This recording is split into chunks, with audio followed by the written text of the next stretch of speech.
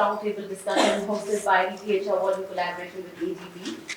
It is really good to meet you all in person here. I'm Yasmin Taj, I'm the editor for ETHRWorld International and head for branded content for the Economic Times. So today's theme for this discussion is going to be future of HR and pay, driving success in the new world of work. Financial wellness has become increasingly essential for employees, especially with uncertain times, underscoring the need for financial stability. At the onset, businesses need to rebalance agile people-centric strategies and technology innovation to focus on growth in the medium term and enhance employee experience. With effective change management, creating a gradual, sustained shift towards a nimble approach can empower employees and improve business performance. Having the right HR and payroll strategy is one such critical pillar of transformation, especially in the current context of work. So today in this discussion, we'll be discussing some key aspects related to how the future of HR and pay is going to unfold as we move into this new year. We'll focus on topics like return to human-centric, we'll talk about the big shifts in pay, we'll talk about how pay is impacting talent retention, we'll also talk about how data compliance is impacting the HR function overall. Today's session has been made possible by the support of our partner ADP. I'd like to thank the entire team for bringing in their expertise and helping us design the session. We have also recently launched the Future of Pay report in India 2023, and we'll be delving deeper into some of the key insights from that also for the discussion. So once again, thank you so much everyone for joining us. Before I begin the discussion, I'd like to do a quick round of introduction for everybody present in the room right now. Maybe a line about yourself, your role, and maybe one line on what you're expecting out of this discussion today, since we're focusing on the future of work and pay. So I'd like to start from you on right-hand side. Okay, so my name is Divya Matthew. I represent an organization called Critical Log. Basically, it's into critical logistics, and I basically lead the HR function there. And what do I expect out of this session is basically, yes, have good insights from people from other organizations and industries as well, and see how we are going in terms of this topic. Yeah. All right, thanks, Divya. Most welcome. Yes, ma'am. Hi everybody, my name is Lata. I work for an organization called NetConnect Global. So this is an IT professional services organization, 25 years old, and currently we are working only in India, and we plan to expand soon to the other geographies. So I take care of people and practices here in this organization, and I've been part of this organization for 10 years. Nice, thank you. Hey, hi everyone. I head the HRBP and OD for Tally Solutions. I don't think I hope to call more Tally, so I'm not going deeper into that. I'm here to enrich my experience in terms of the learning and looking at what does this panel actually offer in terms of the future of HRS. Thank you. Thanks, Naveen. Welcome. Hi, Shrikant. I'm Shrikant. I head HR operations for a company called Aryaka Networks. We are into the software-defined wide area network scene. It's a US-based IT MNC, and we have a captive R&D center here in India. We are 500 people globally and 300 in India. So the expectation from this panel, and the thing that I would like to look at is some of the biggest challenges we have in common pertaining to the pay, where do we draw a line between fairness in pay versus greed, and many other things that this forum will be able to throw some light on. That's an interesting thing. I would like to hear that too, Shrikant. Thanks for joining us. Hi, Stephanie. Good morning, everyone. I'm Stephanie Sylvester. I work for ADP. I'm the head of marketing for the Asia Pacific region. It's very nice to be here. It's been quite a while since the last time I was in Bangalore. So I used to work for Intel and would come pretty much every quarter. And I first started coming to India in the early 2000s. So please don't try and calculate my age. It's terrific to be back. I haven't been back for well over 7 years. So the changes are quite extraordinary. Just to see everything that's been happening here. It's really quite exciting. For those of you that don't know ADP, we provide HR, payroll, and time solutions. The very core of our business is actually payroll. So think of us as the payroll experts. And we have a lot of deep compliance expertise that our clients trust us for, and we process the world's payroll. What I would love to get out of today is just to hear your stories, to hear what you're experiencing, to learn more about what you're planning for the future, the key concerns that you have, the things that keep you up at night. You know, that would be very interesting for me. Yeah, that's a great thought. Thanks, Stephanie. I think we really need to understand what's keeping HR leaders up at night. And if pay is a certain part of that, we need to dig deeper there also. So thanks for sharing that. Hi, Rahul. Welcome. Hi, good morning, everyone, and thank you all for coming over this morning for this session.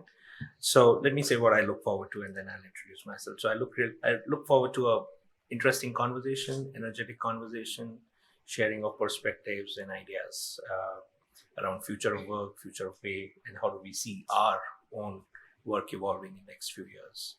I'm Rahul. I look after ADP business in India and Southeast Asia.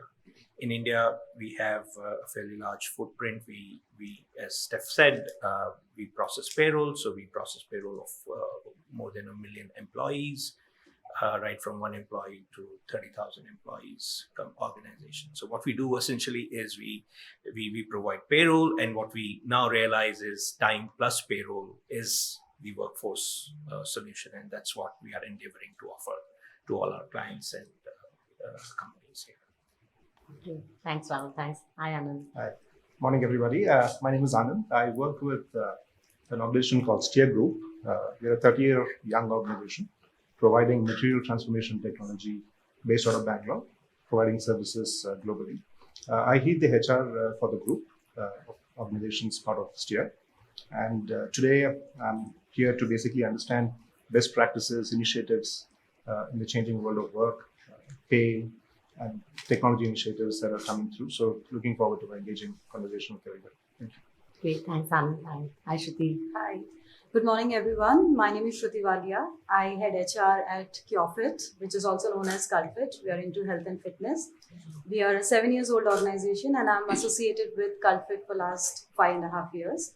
I was telling a few folks here, out of my 15 years of experience, my 12 years I have spent and contributed in startup. So from today's event, I'm looking forward to some insightful discussions. I can see a lot of people from different industries, so a lot of takeaways I want to take it from, and which I can implement in my organization as well. Lovely. Yes, Shruti. I think I agree to the point. Varied industries. I think the kind of perspectives we'll get, that will really help us. Absolutely. Yeah, take back some learning. So thanks for joining us, Shruti. Hi, Manmohan. Hi. So my name is Manmohan. I represent a company called MediAssist. It's a company I have joined about 2 months back, new industry for me. Bulk of my career has been in consumer goods and telecom. And therefore, I'm grappling with a new kind of a workforce, which brings me to the table here to understand if other people are also dealing with issues that I see for the first time, because I was in a fairly comfortable zone for a very long time, managing workforce, which I was very familiar with, right? So I'm here to learn and understand. Thank you. Thanks, Manmohan. Hi, Zarna. Hi everyone, my name is Zarna Trivedi. I head the HR department for Versa Networks. We are into SD-WAN and securities, very much in line with Ariaka Networks. We are sitting across the table, so likewise. Good to see you. I think this is the first time that we are meeting, but yeah, coming to the point. I've been associated with Versa for last 5 years. Started department from the scratch and looked, through the ups and downs and various challenges. I'm here to understand what are the new challenges or what are the ongoing challenges that everyone is facing and how they are dealing with it, especially after the COVID, where we have either deciding on we are still kind of in a phase of deciding whether to be in a hybrid model or virtual mode. We are still sure yet unsure about many things. So I'm here to understand if we all are sailing in the same boat. And also, of course, there are quite a few challenges in terms of balancing pay structures and then dealing with a lot of expectations of employees versus employers. So I'm here to just understand from all your expertise and experience and learn more from each one of you. Looking forward. Thank you so much. Thanks, Zarna. Thank you so much. I can see we have Vijay who just joined us. Vijay, if you'd like to introduce yourself and share one key expectation from the session today. Sure. Hi, I'm Vijay. I'm the CFO for Perfuse software. So Perfuse is basically a SaaS-based technology company. So I joined Perfuse a couple of years back. Before that, I was with Mindtree for almost 10 plus years, heading various functions so basically here to understand the latest HR trends and how are different companies dealing with the post-COVID challenges. Thank you. Thanks, Vijay. I think what's interesting is everybody here wants to hear the story of the other person. And I like that part. And then find out, whether you are sailing in the same boat, you are facing the same kind of challenges. Is it different for industry? And what solutions can we learn from each other? I think that's the end in mind from this session. So excited for it. So let's, shall we begin the discussion already? Sure. All right, excited. So since we already said that we are here to understand some of the challenges, what's happening in industry. So I'd like to throw my first question to everybody here. We have seen in recent times there's some global trends and big shifts in HR and pay that have come up. So and that have laid the foundation for a COVID normalized world that we are moving into and we've kind of moved into now. So I'd like to understand from you, what have been those really critical trends that you have seen in HR and pay specifically? So anybody would like to be the first one to go like the good student? I'd be happy to hear. Zarna, I knew you'd use.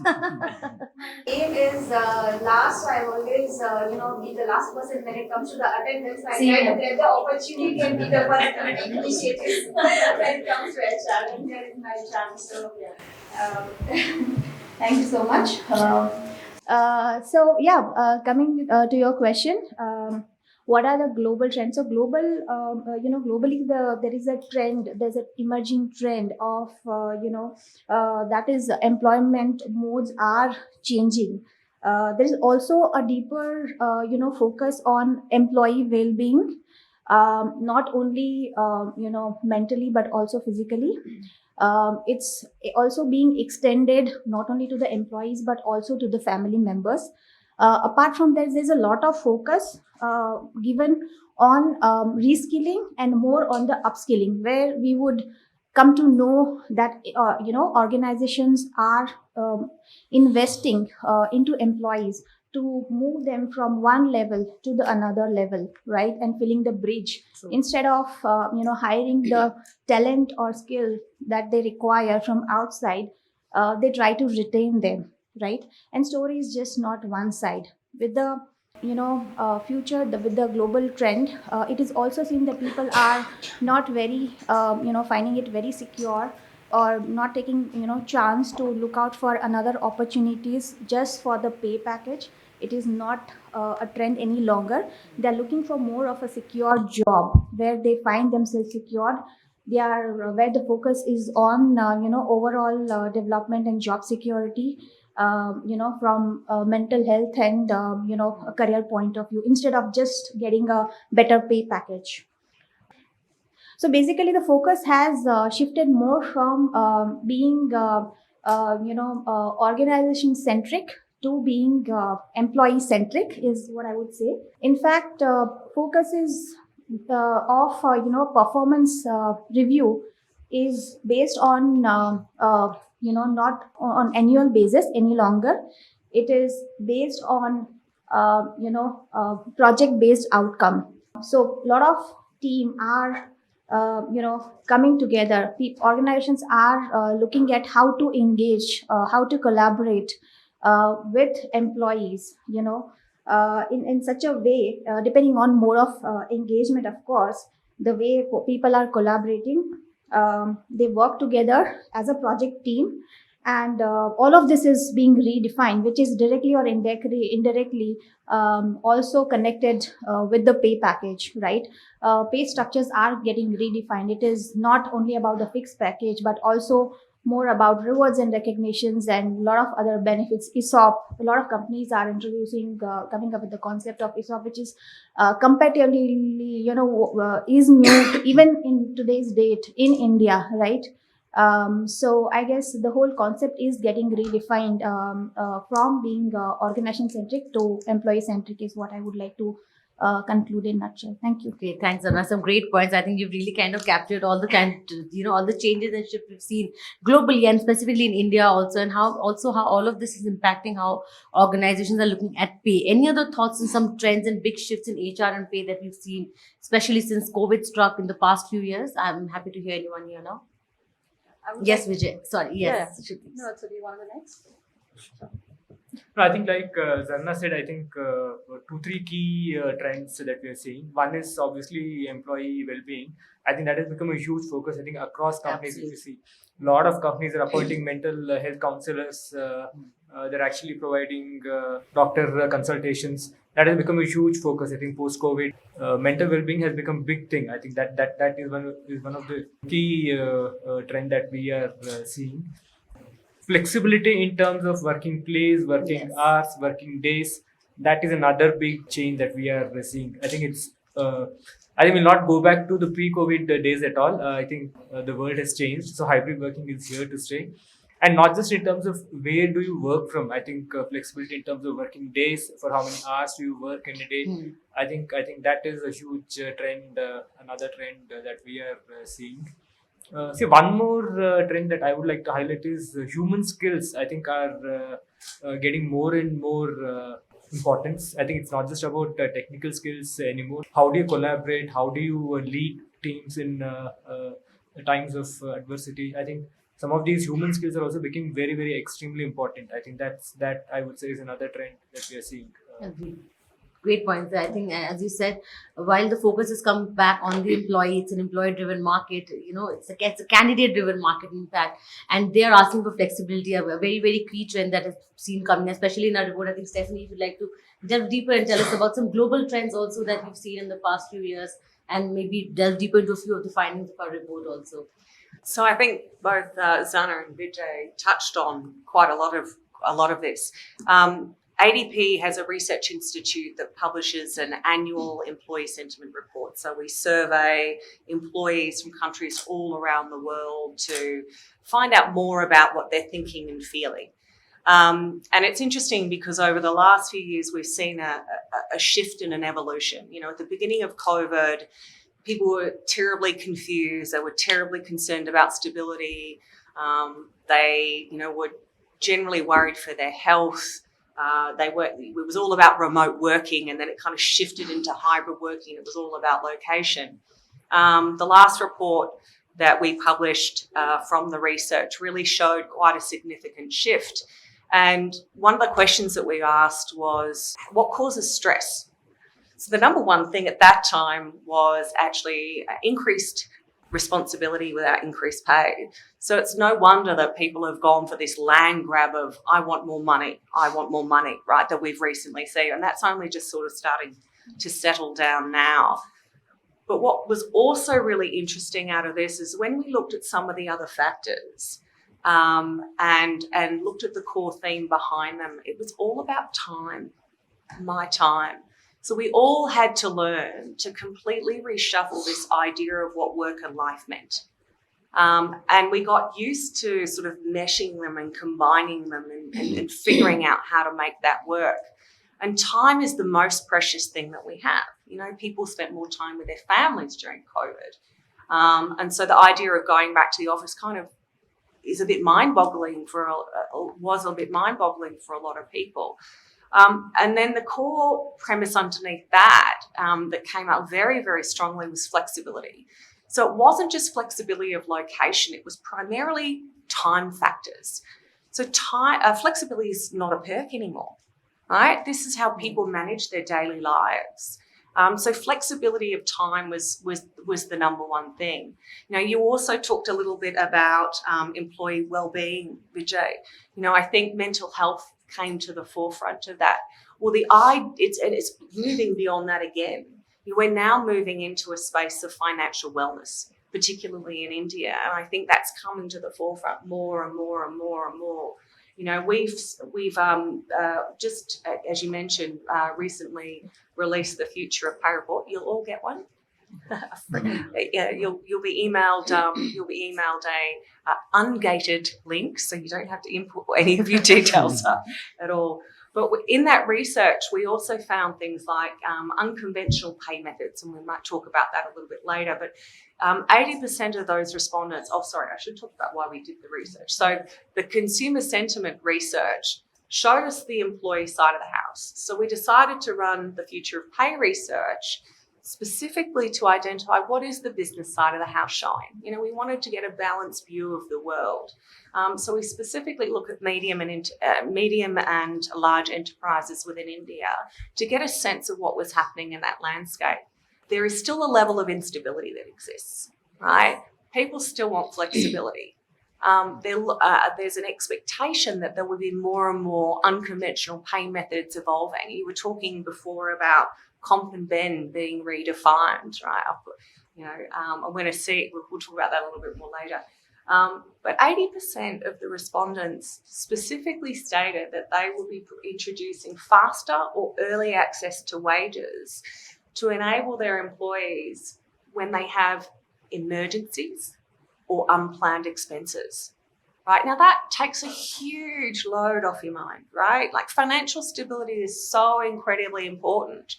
And when you feel financially stable and you don't have to worry about things and it's visible and transparent and you understand what is coming into your world, you have much happier employees. Absolutely. Thanks, sir. Great points there. I think we'll dive deeper into some of the findings on the report. Shruti, you wanted to highlight something. Yes. I'd like to come to you. Yeah. I wanted to add to what Arvind and Zarna said rightly, mental well-being. And now that I represent Health and Fitness Yes. Organization, that's a very important part for all our employees. The definition of employee experience has changed post-pandemic. It's gone are the days when candidates used to look for a company for pay. That used to be a primary, the reason to look for a job change. But currently people look for the companies to work with that has a purpose and a culture. And when it comes to mental well-being, it's not only about mental well-being, but employees are looking for physical well-being and psychological safety. As an organization, as an HR, we need to create an atmosphere, a platform where people can take some time off, just relax or just do nothing. Think about evolving themselves personally as well. Yes. And employees are health conscious, especially post-COVID. They are ready to invest on health-related stuff. They are ready to, they are ready to invest in good habits also. And to invest in good habit, you need good money as well. They want immediate cash as well. So I would like to give an example what CureFit did recently post-pandemic when people came back and said, I want a better medical insurance. I want better coverage. During the financial year, we could not change it. They said we want our compensation to be revised because we have a lot to take care of in terms of medical emergencies. And then we thought, why not we come up with the concept of CSOP, which many companies are doing, wherein we gave the option to employees to give away a part of their compensation, which will go as their stocks, and then we double it up in a year's time. And a lot of people, to our surprise, not only corporate employees, but our trainers, our frontline employees, because they do not get the option to make more money. They're very minimum wages, minimum salaries. They came up and they have contributed 15%, 25%, or up to 30% of their compensation as CSOPs. So apart from these benefits, the other global trend that we have seen post-pandemic, one of is bringing automation to work. People want to reduce dependency on human beings because we have seen what has happened during pandemic. A lot of layoffs have happened. So most of the organizations we have seen, and as a practice, our organization also, we are trying to automate almost all the processes. Apart from that, I'm sure a lot of us would have seen a lot of partners are reaching out to us with their advanced technologies, be it recruitment, be it payroll, be it HRMS tools. Our existing partners or new partners, they are coming up with add-on features on their products. So this trend also we all have seen post-pandemic while people are trying to upgrade their technologies and within the organization or with their clients. So yeah, these are my observations. Thanks, Shruti. So Yes, one to add. Thanks, Shruti, for that. We've seen like a couple of big trends. I think one big trend is what you mentioned on time and family. The impact the family has on individuals is too much, and we realized that during the pandemic. Yeah. A lot of it, like for example, we used to do a lot of R&R in front of employees. People used to go to the families and all the stuff. But this time, due to the pandemic induced compulsion, we had to send hampers. And imagine employees were much more happier because it was their children who used to open that hamper. They used to send the pictures. the thanks which came from the heart. Hey, thanks a lot for this, and it was very surprising and things like that. Uh, it's too much emotional bonding, and a lot of things. What has happened? How basically Tally treated in the 1.5 year. Now a lot of retention is happening through families.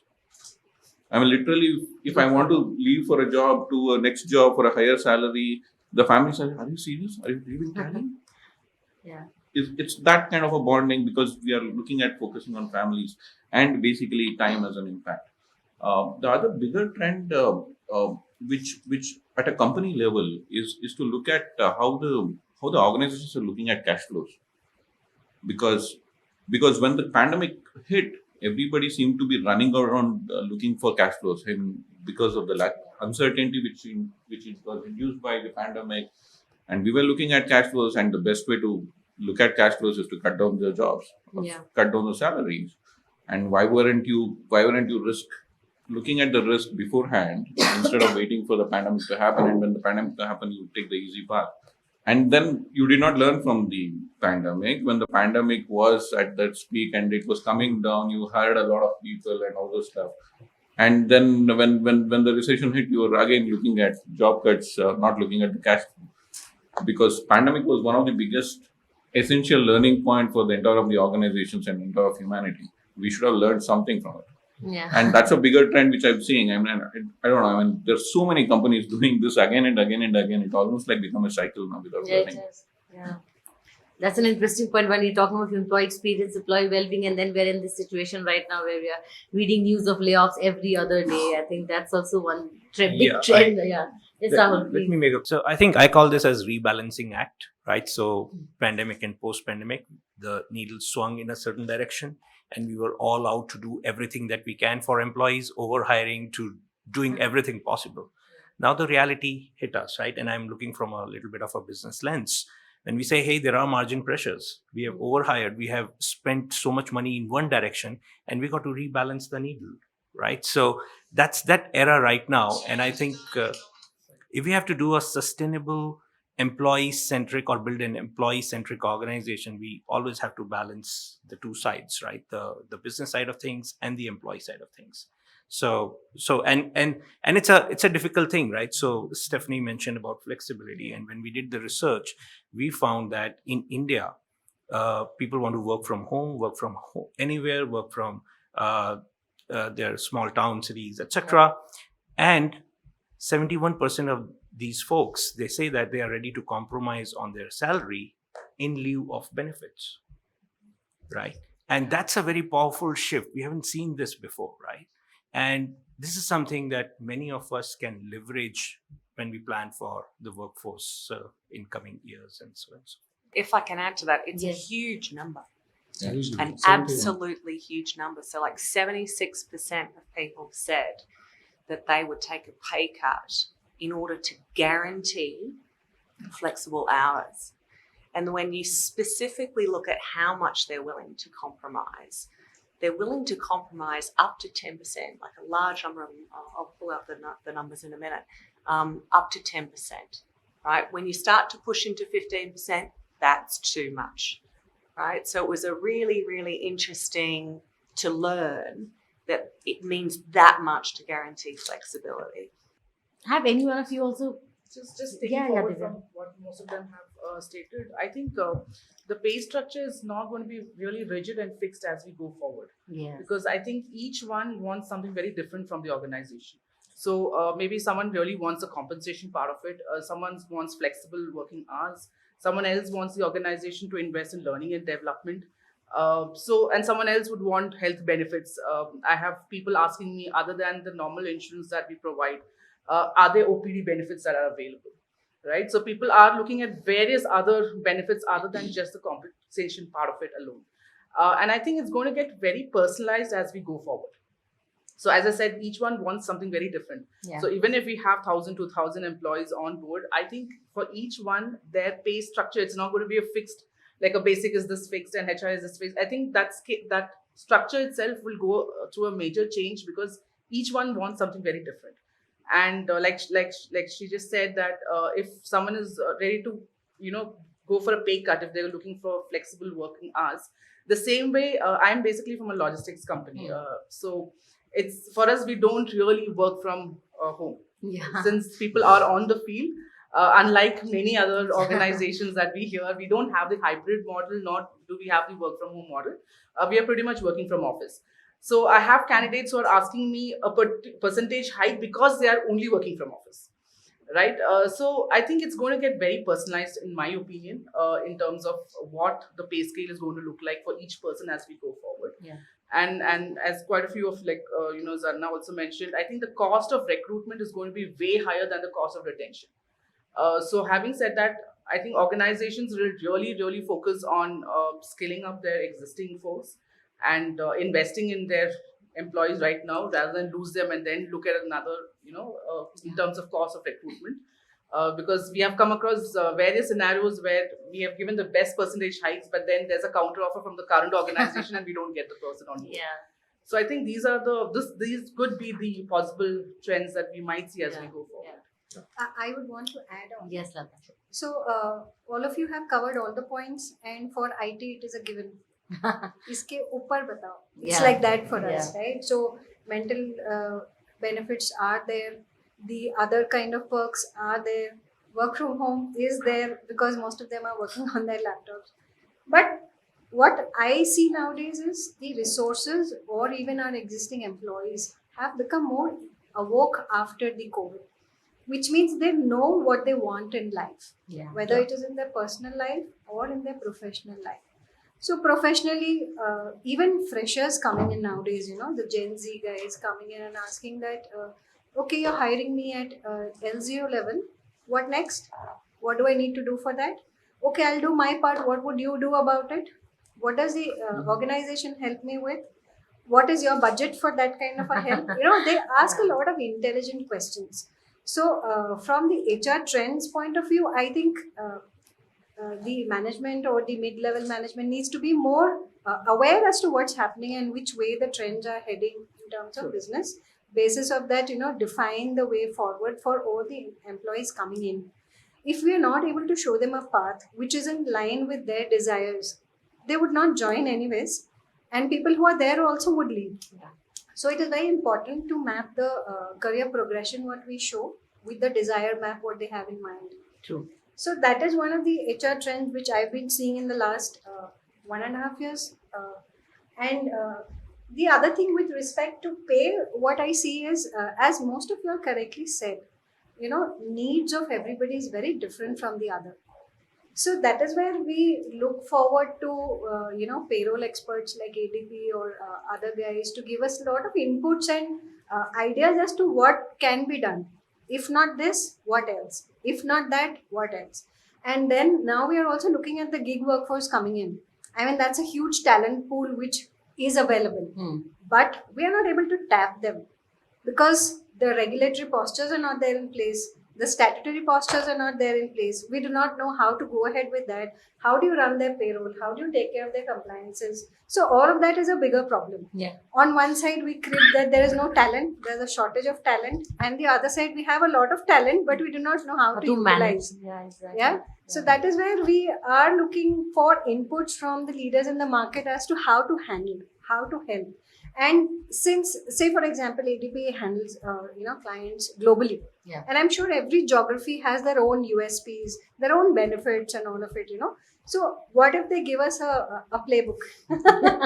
We look at that and we choose. Okay, we want this, we want this. I think that will be a very good way to learn from each other. Yeah.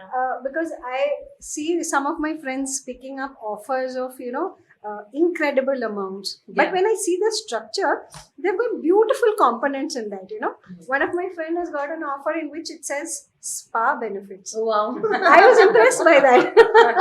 But then for people like us, we'll be stuck. Acha, how do you do the tax for it? Under which heading does it come into? So we're stuck there, right? Yeah, So that is where I think collaboratively between the payroll experts and the companies, we work together and bring about best practices. Yeah, that's some great points again, Lata and Divya, I must say. And very nicely put that while we are customizing employee experience, the customization is now getting down to the lowest level of pay, structure, benefit, everything is now looking for, people are looking for that kind of hyper personalization. So that's very interesting to note. And as you said, different generations, different kind of workforce models, everything is so different. We have to create those kind of models working for every kind of employment that you have under your organization. So great points. Manmohan, I think you want to add something.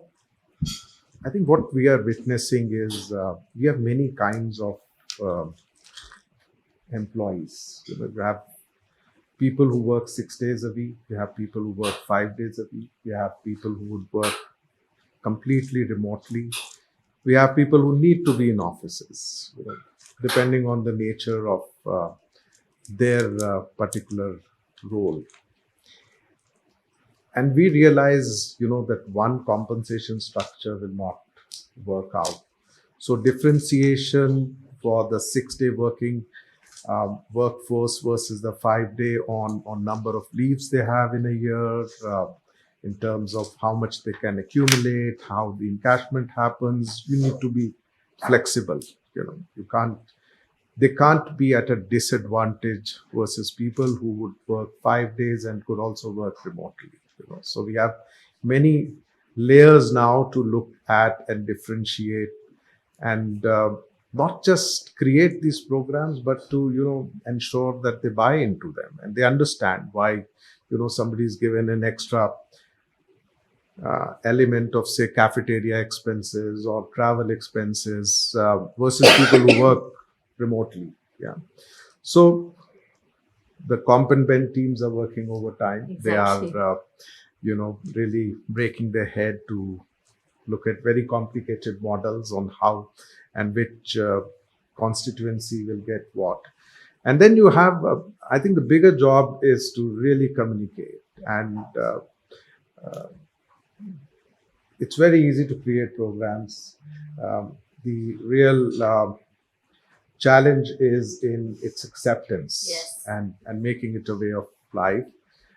I think COVID has taught us a lot on the importance of communication, and therefore we are seeing the struggle in terms of how different sets of employees are treated differently on the Exactly. pay structures. Yeah. Great points, thanks. If I'm I so may sorry. just- Zarna, as we had someone join us later. I'm so sorry, sir. You can introduce yourself to the audience. So, my name is Anupam Parikh. I lead HR for Quantity in the private limited, which is into digital marketing. Okay, nice. Thanks, Anupam. Thanks for joining us. Great. So I hope you understood the discussion so far. I was trying Yes. to understand what's going on. Okay, great. Thanks. Zarna, you wanted to add something? Yeah, please. so I would just like to add the point while we are talking about introducing different mode of employment and making it part of it. We should also emphasize a lot on the culture, changing the culture of collaboration, culture of trust. While we are talking about a lot of employee engagement, we must realize that while employees are working remotely, all they need is to be empathized with. So we need to build that culture of being empathetic and giving them the trust that yes, you don't have to be on system or on in front of teams, or it should not be available all the time. As long as you are completing your work, we trust you. Yeah. And there are times where when we are especially working from home, we all share a lot of responsibilities of family. I might have to go and pick up my kids from the school in between my work. So nobody should question that okay, why are you taking breaks, right? As long as I'm completing my work, I should be judged based on my productivity than the number of hours that I'm giving. So yeah, I think flexi hours is something that is very important, but along with that, even the trust is a very important factor that we should look at. While on the other hand, from an employer side, I think we should also ensure that we make our data securities and the systems very strong enough so that we do not face any challenges from that point of view also, because most of the people when are working from home, they all have a lot of accessibility of the data. So it's important to keep the data securities also in mind. So yeah. Thank you. And I Yes, think John. it's a very good point that Zarna made, and I just wanted to perhaps ask a question Absolutely. to this panel. So the conundrum is between, how do we manage flexibility from an organization perspective, offer flexibility to the employees to work remotely and whenever they want, but at the same time, the workplace has to be a productive environment, right? So how do you manage the two sides, right? Managing flexibility and productivity. How would you see that, hey, people are punching in time, they are carrying out the work or not? Because at the end of it should not become, when it comes to appraisal time, performance management time, hey, where is the output, right? And that would create mistrust, I would say. So my question is, how do you balance the two? Yeah. See, I would like to emphasize on one great quotation by one of the senior leader from the Tata Group. He said that our mothers defined how our house functions. Okay, our managers define how our company runs. So I think it's more about the quality of the managers. In most cases, right, especially in the tech industry, everybody is a techie. They code beautiful, codes and the lines and thousands of codes. But are they good people managers? That's the fundamental question. Actually, means they need to have that kind of they they have a challenge in asking for help. Hey, I'm not able to find solution for this. Can you? So we need to have that kind of an approach, the trust factor that you're talking about, right? Culture, we cannot drive culture, we cannot drive compensation, we cannot drive many things on our own. Actually, being HR professionals here, we need to have good people managers, so that retention is not a HR function. Culture is not a HR function. Culture has to be driven by even the manager who has only one employee also reporting to him, or two employees, or the supervisor. Means it should be top down and bottoms up as well. Actually, otherwise we fail big time, because money is the easiest thing that any company can throw. You pay 10 lakhs, I'll pay 20 lakhs. Come join. But it all depends upon as someone pointed out here, right? It all depends upon the life cycle management of the employee. If the employee is young, just fresh out of the college, they need more money. If the employee is married, he wanted to and have kids, he wanted to have more time with the family. If he is close to retirement, he would like to have more time for himself, and so the tailor made. The other thing that I wanted to make is what I would love to have ADP is to have artificial intelligence into the AI into these systems. Say, for example, if you're talking about a tailor-made this thing, right? I need not break my head about what kind of benefits he will have and what is the total cash outflow. Probably ADP could help us with saying that, hey, here are a plethora of things. How many leaves do you need in a year? 30. Automatically, it should calculate all those things actually.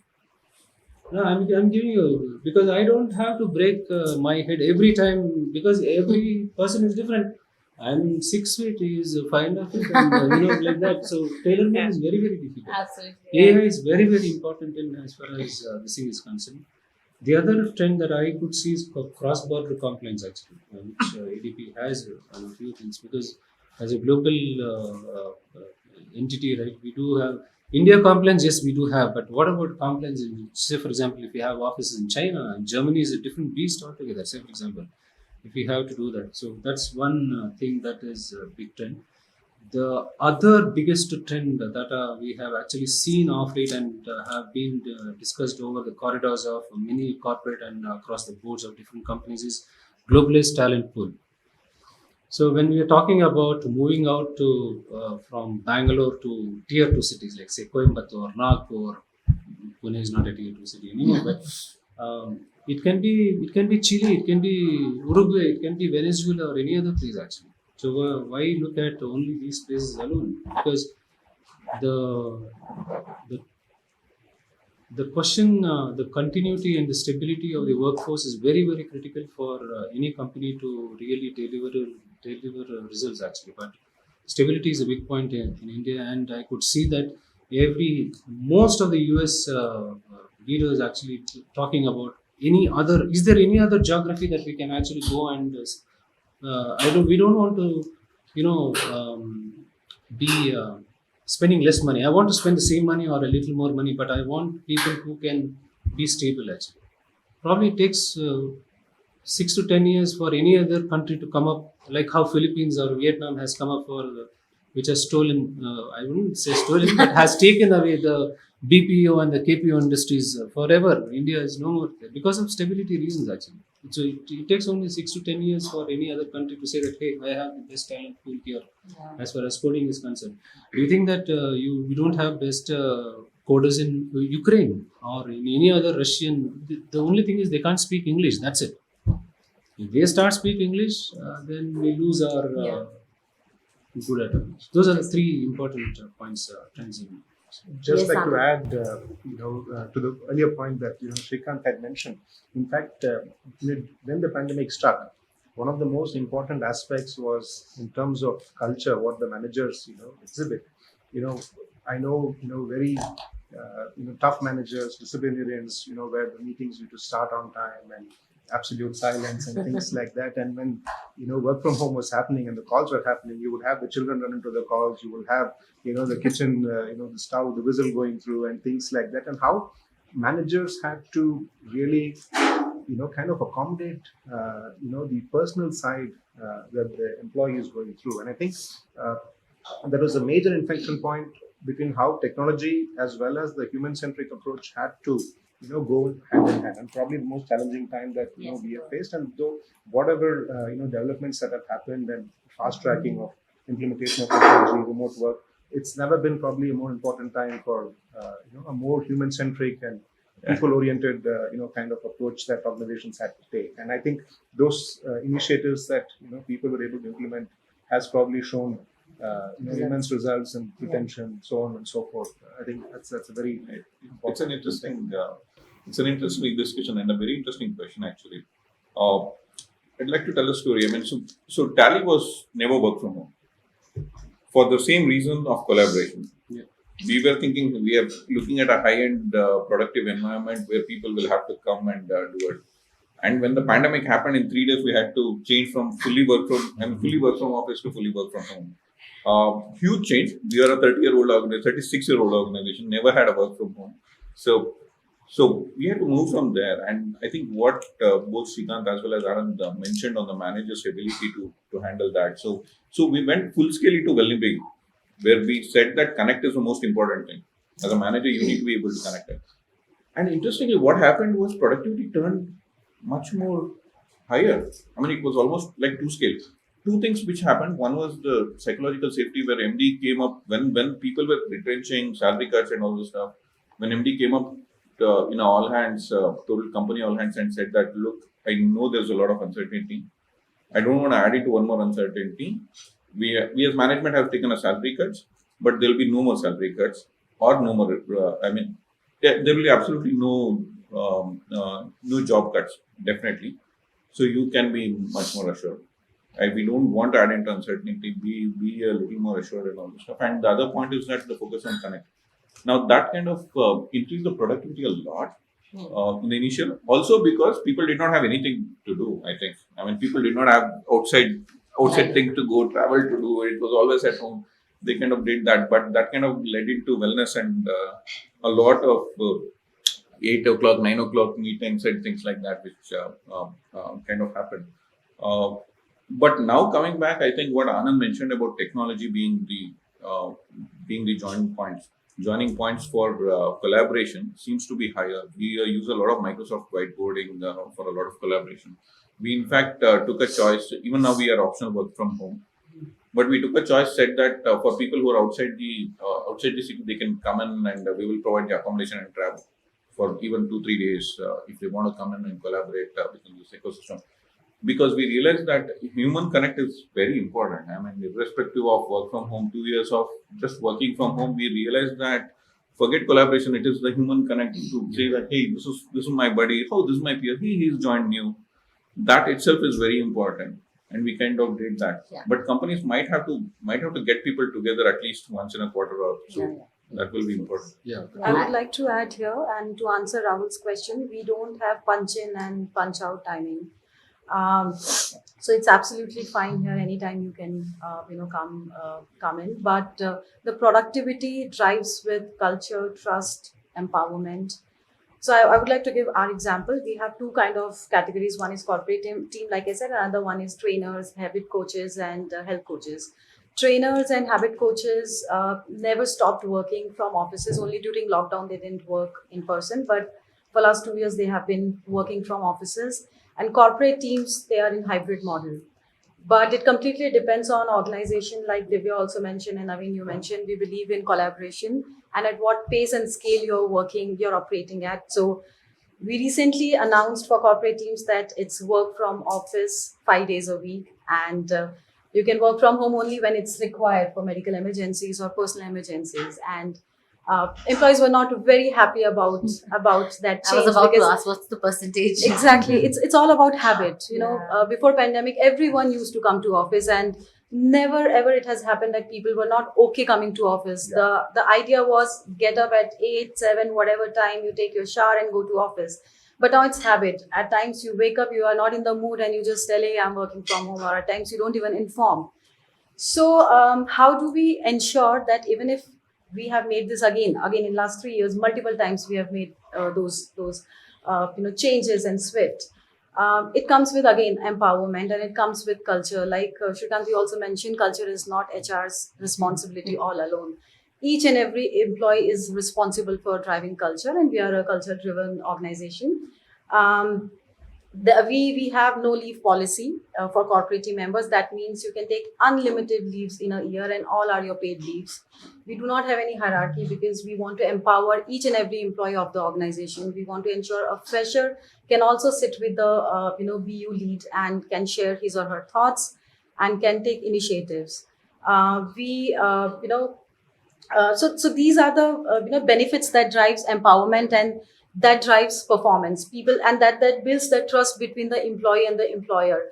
There are people we see in the organization, they come at 10:30 and they leave at 5 o'clock, and we never ask that question, because end of the day we are giving them that platform, that flexibility, that hey, you know what, we trust you no matter what time you're coming in or you're going out. End of the day, we are there to hear you, we are there to make life easier for you. And again, when it comes to collaboration, in meetings in office, you just need 4 to 5 times for meetings, and just to have your formal conversations or your coding. Remaining hours, the great ideas come from the random chit chat.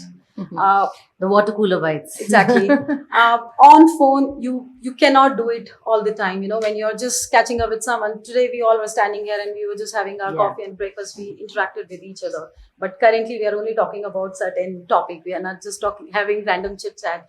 So this also matters a lot. And if you're having that kind of culture in the organization, this automatically drives trust and empowerment and performance. So it has a direct link there. Yeah. So it's not about how many hours are you putting into work, but how much of work are you putting into your hours, right? At the end of it. So I think that's the answer to Rahul's question. But yes, Rahul, please. Yeah, so one small little comment and very good. Thanks for the answers. I always believe, one can manage whatever is measured, right? So, so I think that's a fundamental, right? So if you have to build a sustainable culture of productivity, we need to have some measurement tools to see that things are happening as what is expected. Yeah. So Rahul, what we measure should be on the accountability. Yeah. And even for a workforce which is about 5,500 we have, but for all the managers, of course, from a governance standpoint, my CNB guy will take one way more, but we don't look at the number of hours actually. So payroll is an auto run thing. It doesn't take into account who came which day. And I think if we stress on distributed leadership and huge amount of personal accountability for every role holder, you don't need to really clock hours. Yeah, I agree. So that's the way, if it answers you. Great point. And it is very difficult to measure as I think I totally agree with Mohan. In terms of it's very difficult to measure a software IT because a lot of discretionary energy kind of comes into picture. I want to code at 12 o'clock in the night. I mean, I can't be forcing. I mean, that is when my mood is. And I create a great code which is kind of fastening my release by 2 months. That's our sense of productivity. And when I was mentioning about Tally and that productivity increase, we were measuring with respect to our releases. Our releases were much more faster. Like we were expecting the release to happen next month, the release is happening this month because we are ready, and that's productivity. And as a company or as a function, you're reaching a goal should be a productivity measure and not an individual productivity measure as such, is what my think. Great. That actually takes me to my next question, where I'd like to hear from you stories from your organization. And I think some of you have already shared.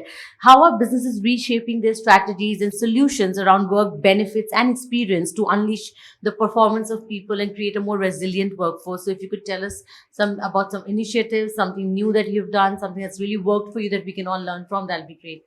So I would want to answer Yeah, that. So we simplified our pay structures for the fixed structures.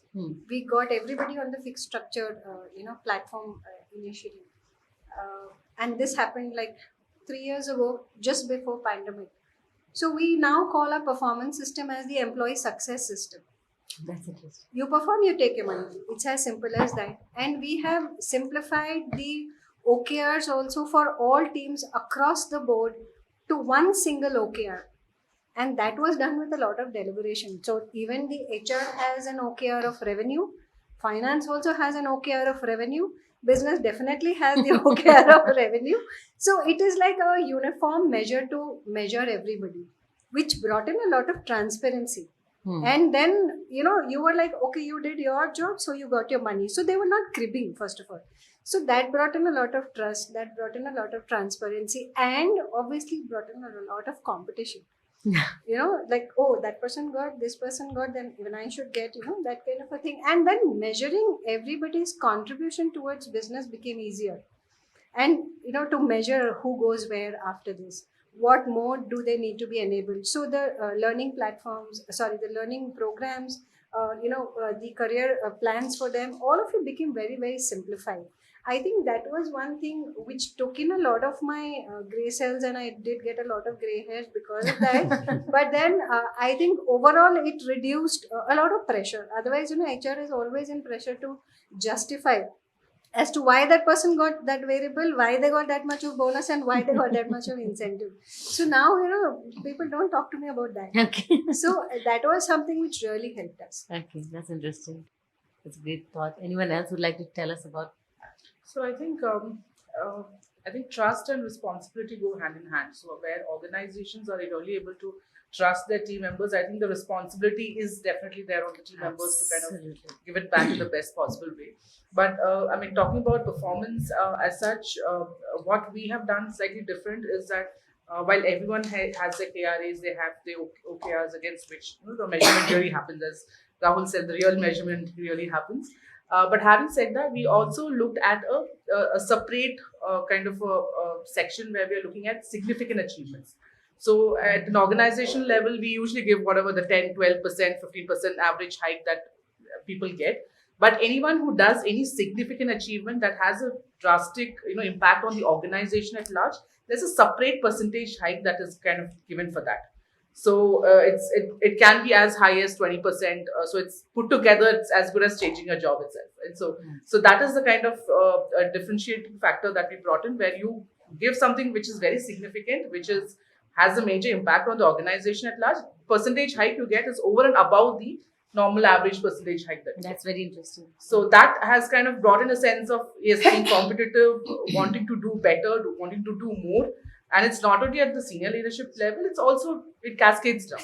So that's something which is a little different that we kind of introduced in our organization. Interesting. So I have already spoken about a lot of benefits that we have given to our employees, but few key benefits that we added in last 1 year, especially post-pandemic. One was the period leaves for our trainers, female trainers, trainer community across, which we got really positive feedback because they have literally slogged during pandemic, and it used to impact their health. Second one, during pandemic and lockdown, like Naveen, you mentioned, the productivity suddenly increased. There was no end time. People kept on working, maybe because of it was FOMO. A lot of people were losing out on their jobs, and people started doubling their contribution everywhere. We realized that people are just working day and night. We all picked up multiple projects out of HR also. I personally did sales during lockdown. That's when we realized that there is no end-to-end. People are working on Saturdays and Sundays also. So we came up with a concept called Wellness Weekend. we have 12 public holidays in a year, but there are few months where we do not have any holiday, like Feb, June, July, September. And those were the months that we identified, and we started giving extended weekend. For example, just a leave on a Friday or a Monday, and we called it as wellness weekend, and we added close to 5 or 6 weekends like this. We asked our employees not to work on those weekends, just to rejuvenate yourselves and then come back fresh with great ideas. When we started working from office, we continued with the same benefit. We are still doing it. It has again become a habit, but we see a lot of energy when people come back after that long weekend. The third one was the gender neutral parenthood benefit, because during pandemic we all have realized that our husbands, our fathers, brothers, they are also contributing in household stuff, and that's when we have realized that it is not only mother's responsibility to look after kids after the birth for first 6 months, and fathers of the organization were equally involved. Hence, we opened 6 months paid leaves for our male employees, for same gender parents, for adoption, and as well as for surrogacy. So that was also appreciated. We have launched it last year itself. Fourth one was free access to all our fitness services to employees, be it gym, yoga, meditation. So we encourage our employees to take some time off and rejuvenate themselves physically and mentally, and great discount on our fitness products. So these are the benefits we launched in last 2 years, and we are getting really positive response from all the employees. So, we do have wellness holidays actually, and then there are global wellness holidays, because if Germany is working, India should not be working, right? So, say if US is working, again, it ends up working on the same days. Yeah. That's fun. And then we had a very big challenge finding ambulances and even hospital beds during pandemic. Yes. So till 6 months back, we had a dedicated ambulance for all Aryaka employees in Bangalore. Even that's given even for the families, even for non-COVID reasons also. Yeah. Just in case they want, it can drop to any hospital, pick up from any hospital actually, because it has become a very big issue. That's one. Second thing is the wellness holidays that it was received very, very well. And the third one is a lot of people have asked for an increased enhancement of the medical insurance, which we did actually. So, yeah, some of those things probably really helped. Yeah. So I would like to, add a couple of points over here. So first of all, developing a resilient act, the workforce can be built in various ways. One is by empowering, employees and making them ready for the future, right? Letting them know that yes, there are adequate training and support which will be provided to you, and it's a high time that you upskill yourselves or reskill yourself than just sitting back and then doing nothing about it while you're also working from home. You're saving lot on travel time as well, especially being from Bangalore. We all know that a lot of time, it has nothing, the travel has commuting has nothing to do with the number of kilometers that you are staying, but it is more to do with how much traffic is there in that particular area. I stay about 7 kilometers away from my office.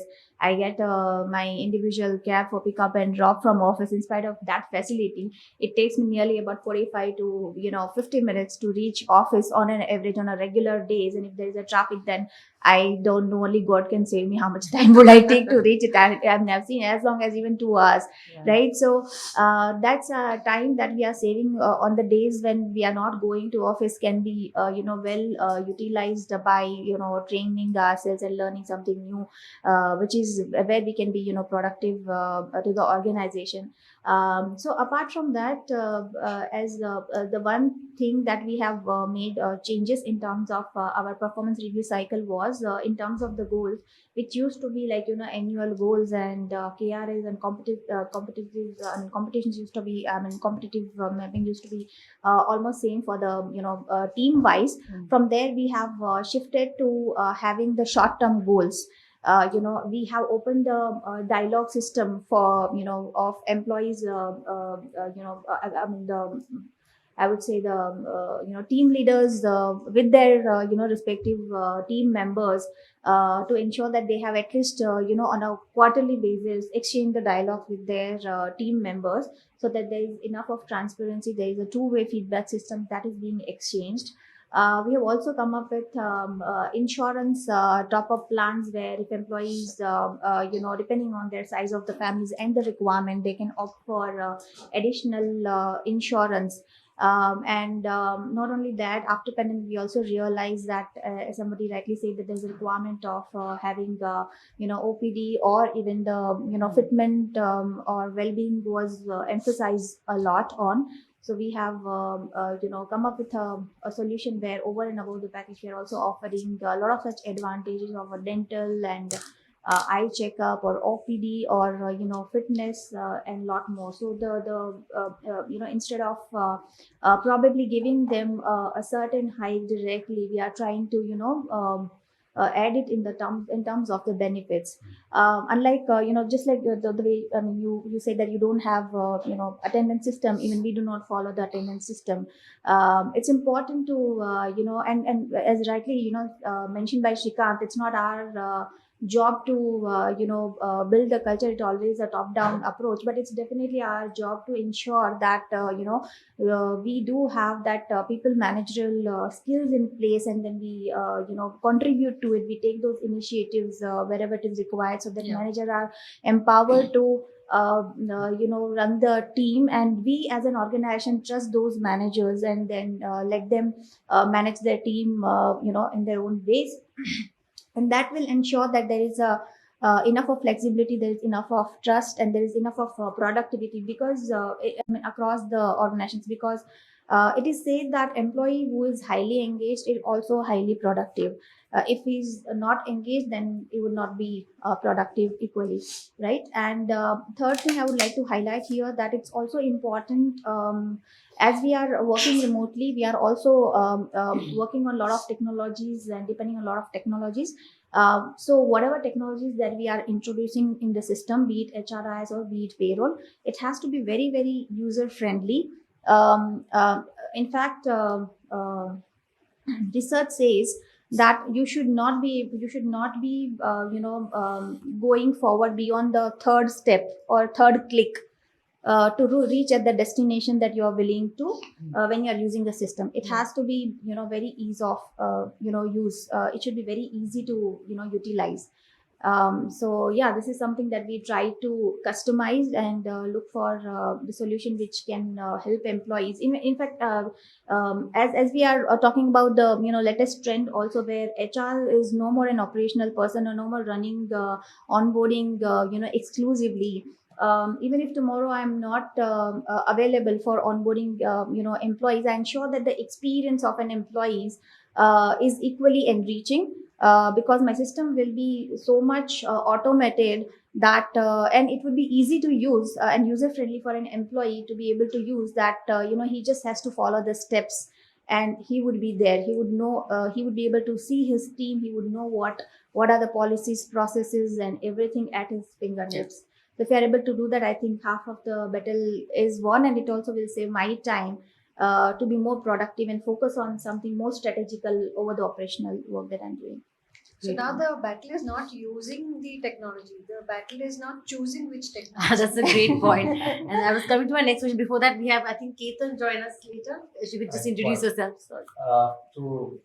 Apologies for being late. I represent an organization called Lendo Mojo.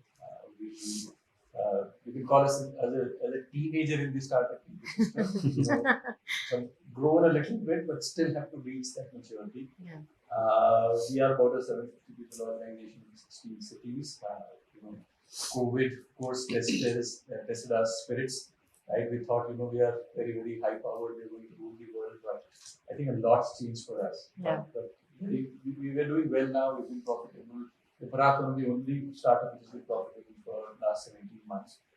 It's been an incredible journey. COVID was a pivoting point for us. It was, yeah. So that's a really important. Great, thanks. So picking from what Lata had just said, it's not about using technology, it's about choosing what technology. My next question to the audience today is now, how can you use technology to kind of enhance your employee experience, build more trust, reduce turnover? And I think Anand very rightly put it, while pandemic accelerated our use of technology, it did bring back focus on human as well. So there has to be that balance, right? So how do you think can technology help us in that? Any thoughts around that? I'll be happy to hear. I Yes, probably add a context to it, from where we're coming and where essentially this year was going to be. I think a lot is still to be answered. Right? What is happening in the global ecosystem, a lot of HR. So last time, there are about of the total inputs that venture capitalists receive. About 6 to 7% was HR tech for the last 2 years. I don't think so. This kind of number has ever been reached, right? Which means people see a value in what's happening. But now what I also know is with the big giants getting impacted, I think there's parts of that's going to hit India also. It is going to be a melting pot. We have to be very agile to see what to use, what not to use. In my view, there would be a lot of offers that we are going to get. The kind of HR tech emails that I get today is unbelievable, and everybody starts with saying it is free. And I could tell just that because you're offering it free is not right. It also represents that there is a desperation because they raise funds, but I don't think there is enough money coming back. There is a lot of when something is offered free and is very valuable. There is a question that team asks that why don't we sign up for it? But I think we exactly what at least we had done during the pandemic time was signed up for anything that was coming our way. And I realized it complicated our lives more because we have more systems to manage rather than integrated. And I think somewhere employees are also now reaching that fatigue, saying that no more, systems and technology. Yeah. So that I think this year is going to be a huge challenge for us to choose. And my view is not to take short-term call or probably just because something is very amazing at the face, and we don't know if that company is going to be there, after 12 months. Once we sign up, and end of the day, we are the one who's going to face the employee. So it's going to be very interesting and challenging. I was also reading some research, and it said that this year and maybe going forward is going to be unifying, integrating technology, because as you said, there was so many technologies that we signed up for, they got acquired. Yeah. Fortunately, they got acquired. Imagine if they would have got shut down. I've said AI based or ATS, and we've been putting a lot of energy. Suddenly, imagine that. Next day send a mail that sorry we're shutting down. In fact, one of them, a great product, it was into creating micro learning platform for feet on street. Brilliant product, but they could just face the next phase, right? We started our training journey 8 months of a lot of focus and attention, and then we get a mail from the founder saying that hey, sorry, we are not able to go ahead. So that suddenly created a vacuum in the organization. I think that's going to happen a lot this year, is what my sense is. So. Hopefully, we should be able to support the ecosystem because it's great that technology is being HR and tech. I think that's where. Maybe I have a comment to make, and Ketan, you're right, absolutely. There's a kind of a competition amongst companies. That's what we see, right? I mean, who adopts which technology and stack of technology tools to be displayed and showcased. Many organizations get into this rat race, I would say, but I think. Before adopting, deploying technology, we need to be very sure of, I think, what is our philosophy? What do we want to do? Absolutely. Right?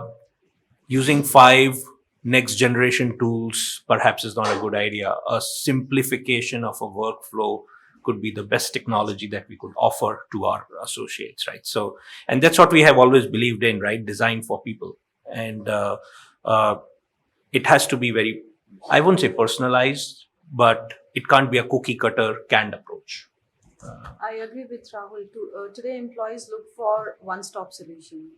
In our organizations, we have a different payroll tool, different recruitment tool, HRMS tool.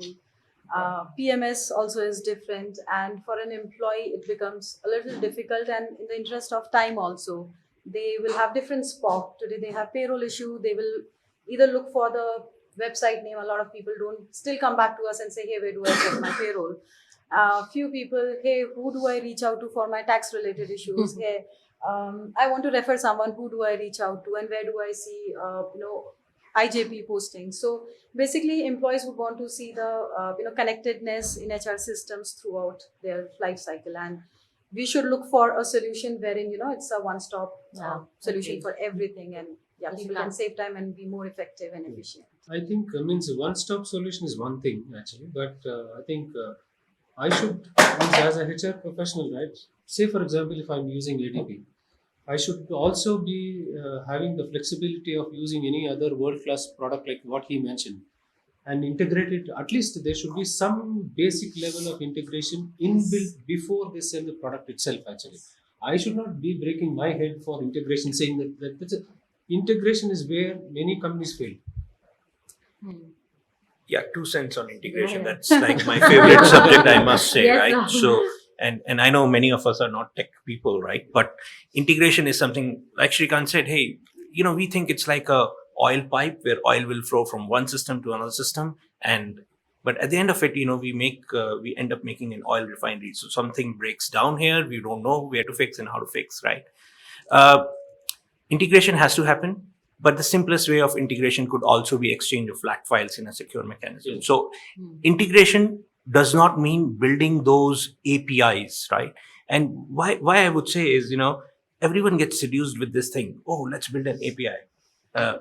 In payroll world where I come from, that's not what happens. For example, you want to introduce a new spa allowance, for example. Now, if it's not properly configured, data will not flow properly. It's all about data flow. It's not about integration. It's not about technology.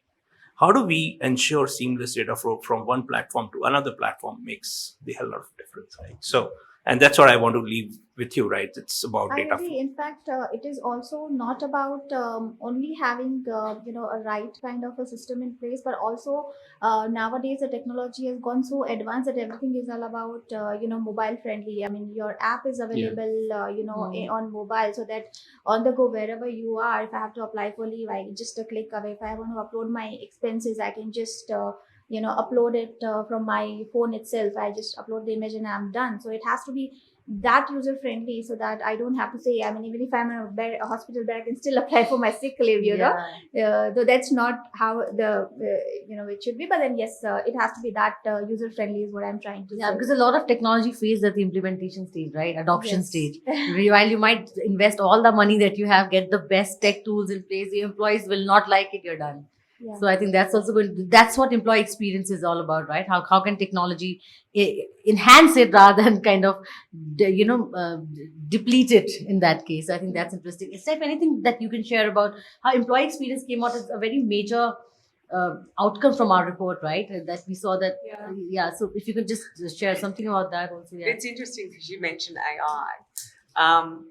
But what superseded AI, machine learning, and RPA was actually employee engagement platforms.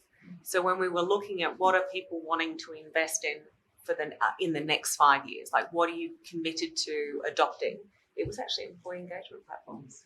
And then quite significantly lower was AI and RPA. It was a surprise. Yeah. Exactly. No, is it? I don't think it's a surprise. It's basically our organizations need. Organizations really are not really looking at, hey, I want this fancy technology. Organizations looking at, hey, I have this problem. I need something to solve it, and engagement seems to be the problem. Yeah. I would differ here, Naveen. I mean, I don't agree that it's just a fancy. It's about technology being fancy. It's about it's more to do with the requirement, is what I believe. Because, for example, chatbot, let's say, for an example, is one of the technologies which is fancy yet quite useful, because it doesn't need a human intervention for small queries like who's the point of contact for so and so thing, who should I reach out to, or how much is my leave balance, right? So to answer this question, if the questions are already customized in the beginning itself, the chatbot does the job, right? So I think it's more to do with the making employees experience smooth, so that they can focus on what they are really hired for, right? Techies, though they are called techies, when it comes to using the HR system, they'll be the last people who would want to go and look at it, right? So unless you tell them that it's already there in your mobile, just a click away, they would really do that, even to an extent that they can search for the numbers and they can call them directly from they don't even have to save their numbers, right? So I think that's called fancy yet easy to use technologies, and that's what employee experience we are trying to create over here, so that they can But focus then on that the would work and be also productive. depend on what you want the technology to do for you. Yeah. Right. Correct? Exactly. So, see, for example, you took the sample of a chatbot. Maybe I would prefer that person to call me and talk to me. Because that is when the next time he will again call me, and then maybe the third time he'll start telling me things, talking to me, trying to understand what about the organization, what next, and all of it, and then it goes on to bigger things. So that is why the beauty of technology, it is like a known devil. We know it is a devil, but we still want it. So it is how we decipher it as to what do we want out of it, and then utilize it. Agreed. And that can be aligned with your business outcomes as well, and Absolutely. your outlook towards business as to what you want. Whether you want people to be an important part of your business, but then that again depends on your kind of business. So Right. So it has to be customized as per your requirements. Yeah. What I was meaning to say was essentially that it's not the technology which is defining what we want. It is essentially what you basically said. Right. It's a requirement. It's a problem statement, or it's a need of the organization. And need of the organization might be engagement, or might be something which makes it life simple. And if it's a chatbot or an AI, well and good. If Yeah. it's something else, you would definitely go for it. Of course. Something that I realized, and what COVID did was it actually told us what was important and what was Exactly. not. Right? What I realized is, personalization of engagement is a reality. I think Yeah. that's where we are going towards. And to me, technology helps us scale that personalization. Right? That if I see it that way, then as Naveen said, knowing what we need to solve for, and then technology enables that is where. So for me, technology enables or help me scale personalization. Yeah. And I think that's where the world is going, and that's what we are hearing, that engagement is, say, a real issue. It Right? is. And technology is going to help us fix that. Yeah. And I think it also ties back to that idea of, we switched so heavily into tech during COVID. The pendulum is now swinging back, and we need to become more human-centric. Yeah, again, absolutely. right? Put people back at the center and the core of the experience. Yeah. So one of the example in my organization is sentiment analysis. Yeah. Yeah. People have started getting fed up with that every day. So basically, how much is too much is also important. Exactly. While you use technology to enhance employee experience, are you deterring it, in fact, by, bulldozing them with all these things all the time? Even I don't want to answer all Amber questions all the time, trust me. So at times it gets a bit too much also. So how do you draw that line of having, again, back to human-centric, what Lata said, maybe you prefer talking to that person rather than a chatbot answering. So it again depends, what are you trying to solve for at the end? And I think that's where technology can be best utilized, right? Yeah, I think no superior technology can ever, especially in the employee engagement space, can replace a human touch and feel. Absolutely. That's one deficiency that we will. But at the same time, managers also have to have that kind of. The biggest thing is about the time. Yeah, everybody would love to call. Means if you call a call center, you press 1, press 2, press 3, it will not work in HR, right? So, or for that matter, even in daily regular operations. But especially in the tech world, where the deliverables are extremely high, means very, very time sensitive, the people centricity will always take a backseat. Let us means accept this actually. If there's any contradictory here, we will. I would love to sit with that person and probably take tuition from them. Okay, but so when that takes a backseat, there are a lot of problems there. Absolutely. That's the biggest thing that. Just wanted to add, in continuation to what Ketan had mentioned earlier, there were so many, startups, environments, so many services that were free, and you're flooded with so many options. If the investment, ecosystem had continued, I think the organizations would have started paying for using your services and things like that. But then, taking away, that environment to what it is now, as I mentioned earlier as well. I think how well technology will further enhance a human connect, I think may make a significant, difference rather than technology, as an independent. In fact, the technology has become almost the training and development of the new era. For example, in a decade back, for every problem a manager has training and development. Yeah. Do training and development, it will be get started and all this stuff. Yeah. Now it seems to be that we are depending, okay, for any organizational problem we have, it's like, okay, let's bring in this new technology, this will solve the problem. So even when the company wants to know how happy are you, there's a technology for that. Exactly. Yeah. So in my opinion, when it comes to know the employee pulse, connectedness, human touch is required. Then we've done it separately. We want one-on-one connect, or in small groups we want that connect. But technology, I look at it more at solving employee query in the interest of saving their time. Make it hassle free, and let them focus on be more efficient in their work. So I differentiate these two areas of knowing employee pulse versus utilization of technology in terms of making them more efficient. I think what Shruti said, technology is moved from an administrative point of view to kind of make the life a little easier. Enabler. But I think it definitely cannot make up for the human touch that is required. And in many instances, I think as you're going to use technology more, your human connect also needs to increase. Absolutely. Because any technology you're using, people might have queries on that. They might want to reach out to you. So that human touch has to be there irrespective of what kind of platform or technology the person is using. Agreed. Yes, Steph. Do I have time for a question? Yeah. What about the multi-generational differences and preferences that people have as far as the way in which they communicate and receive communications? Thank you for that. In fact, that's the point. Simon Sinek talks a lot about generation Yeah. Gen Zs. He does. Right? Which is a generation which is thriving on social connect as their only source of relationship. Right?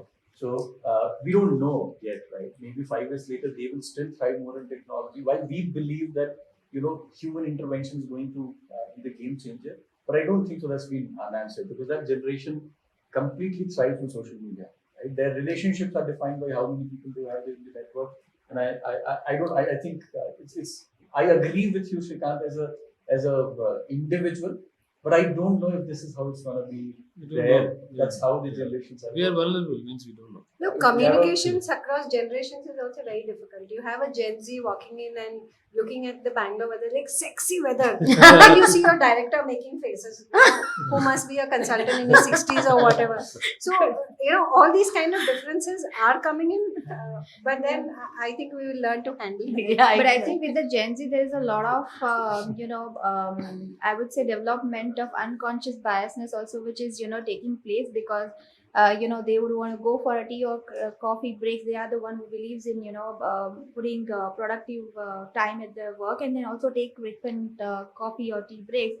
Then probably a manager might feel that, hey, he's taking so many coffee breaks. Is he going to be productive or not? That is also a question. So that also sometimes kind of happens. So so feeling that bridge between Gen Z and whatever the older generation that you call, or somebody like a traditional generation that even I belong to, I would put myself there. But it takes time, of course, and then only way to fill the bridge is by having that open dialogue system, and that's where I think where the human skills or human touch is required to do, and that's where I feel that the more investment has to be there, irrespective of whatever level you are, whatever designations you are. It's important to have that open culture where employee can irrespective of the level should be able to reach out to at any sort of a level at people or the head, and exchange those dialogues and share their thoughts with them and share the feedback with them. I guess that is when the real feedback system would come in place, and we would be able to have that culture in place. And that is where I was referring to when I say that utilizing chatbot maybe for the administrative work, as Divya rightly put it, while we save our time and then utilize it for interacting with people and trying to understand them, or exchanging more of the open dialogue, and then understanding not what is happening in their life, and that way kind of trying to support them mentally as well, and make them feel at home, because most of our times that we spend in doing office work or in office over what we do is at home. I have seen one difference when it comes to communication in Gen Z. When we have annual strategy meets, when we want to celebrate our past win and talk about the roadmap for next 6 months to 1 year, We do a day-long seminar wherein we call everyone and we talk about what we have achieved and what we are going to achieve. And it's a day-long, celebration wherein our generation people are happy to understand and share our inputs and contribute. And all the freshers, they come to us and say, "Ye chahiye tha kya?" You could have just mailed us and we would have understood, what we are doing and what we want to do. So the communication part, they're restless or they have other priorities. They Yeah. are more on social media, OTT. Don't have time to spend hours in just sitting under one roof. Yeah. They are more into the emailing and whatever, it's technology rather than the personal communication. Yeah, So, that's the difference. Earlier a company would ask a candidate, "What can you offer me?" Now they ask me, "What can you do for me? What's in it for me?" That's what the candidate market is now in Gen Z. And now just imagine the new alpha generation that they're talking about. What would that be like? We don't even yet know that yet. But so this is how the changes are from the baby boomers to the Gen Zs working in the same kind of environment. That's where hyper personalization, customization, technology, all of it has to be kind of customized accordingly. I feel that way. So. Thank you. Yeah. Thank you for that question, Stephanie. I think amazing question for the panel. I think technology, irrespective of generational or gender, it will move towards hyper personalization. It might not really be. It might move towards hyper personalization of individual. Hey, I am different from this person. Like what he was saying, Preetham was saying. Most probably, the engagement models or the engagement technology would move towards hyper personalizations and even payroll. You never know. A lot of panelists might do it. Now, with the technology changing and the generation changing, it might not be that we can categorize people among baby boomers, Gen X, Gen Y, Gen Z, and all this stuff. Because I know a lot of baby boomers who did not have that culture. Like they wanted to be the Gen Zs of the world. Most probably they are born in now. They would have really flourished. Young at heart. They were really people who were entrepreneurial in nature and all this stuff, but they just did not have an opportunity. True. So most probably, how I'm looking at it is like what Ketan also mentioned. It will move towards hyper personalization, both with respect to engagement, pay, benefits, as well as with respect to flexibility. So I think hyper-personalization is the ultimate in flexibility. Yeah. Yeah. Exactly. So there is a very interesting dichotomy here. So, and it's a wider subject, not only HR tech, but wider adoption of technology in business processes and so on and so forth. So we are a data processing organization and we use significant amount of technology, right? And with Gen Z coming in, their adoption of new tools is very fast, very, very rapid, right? You don't need to do 2 learning sessions, I think it's amazing how they adopt technology. Technology is all about simplification of processes. It's about de-skilling of processes at one level. Now, what happens is when people across adopt technology, they lose what is called as expertise from my point of view. They lose that problem solving skills because it's the technology layer, it's simplification of processes, automated processes, that's kind of delivering the output, right?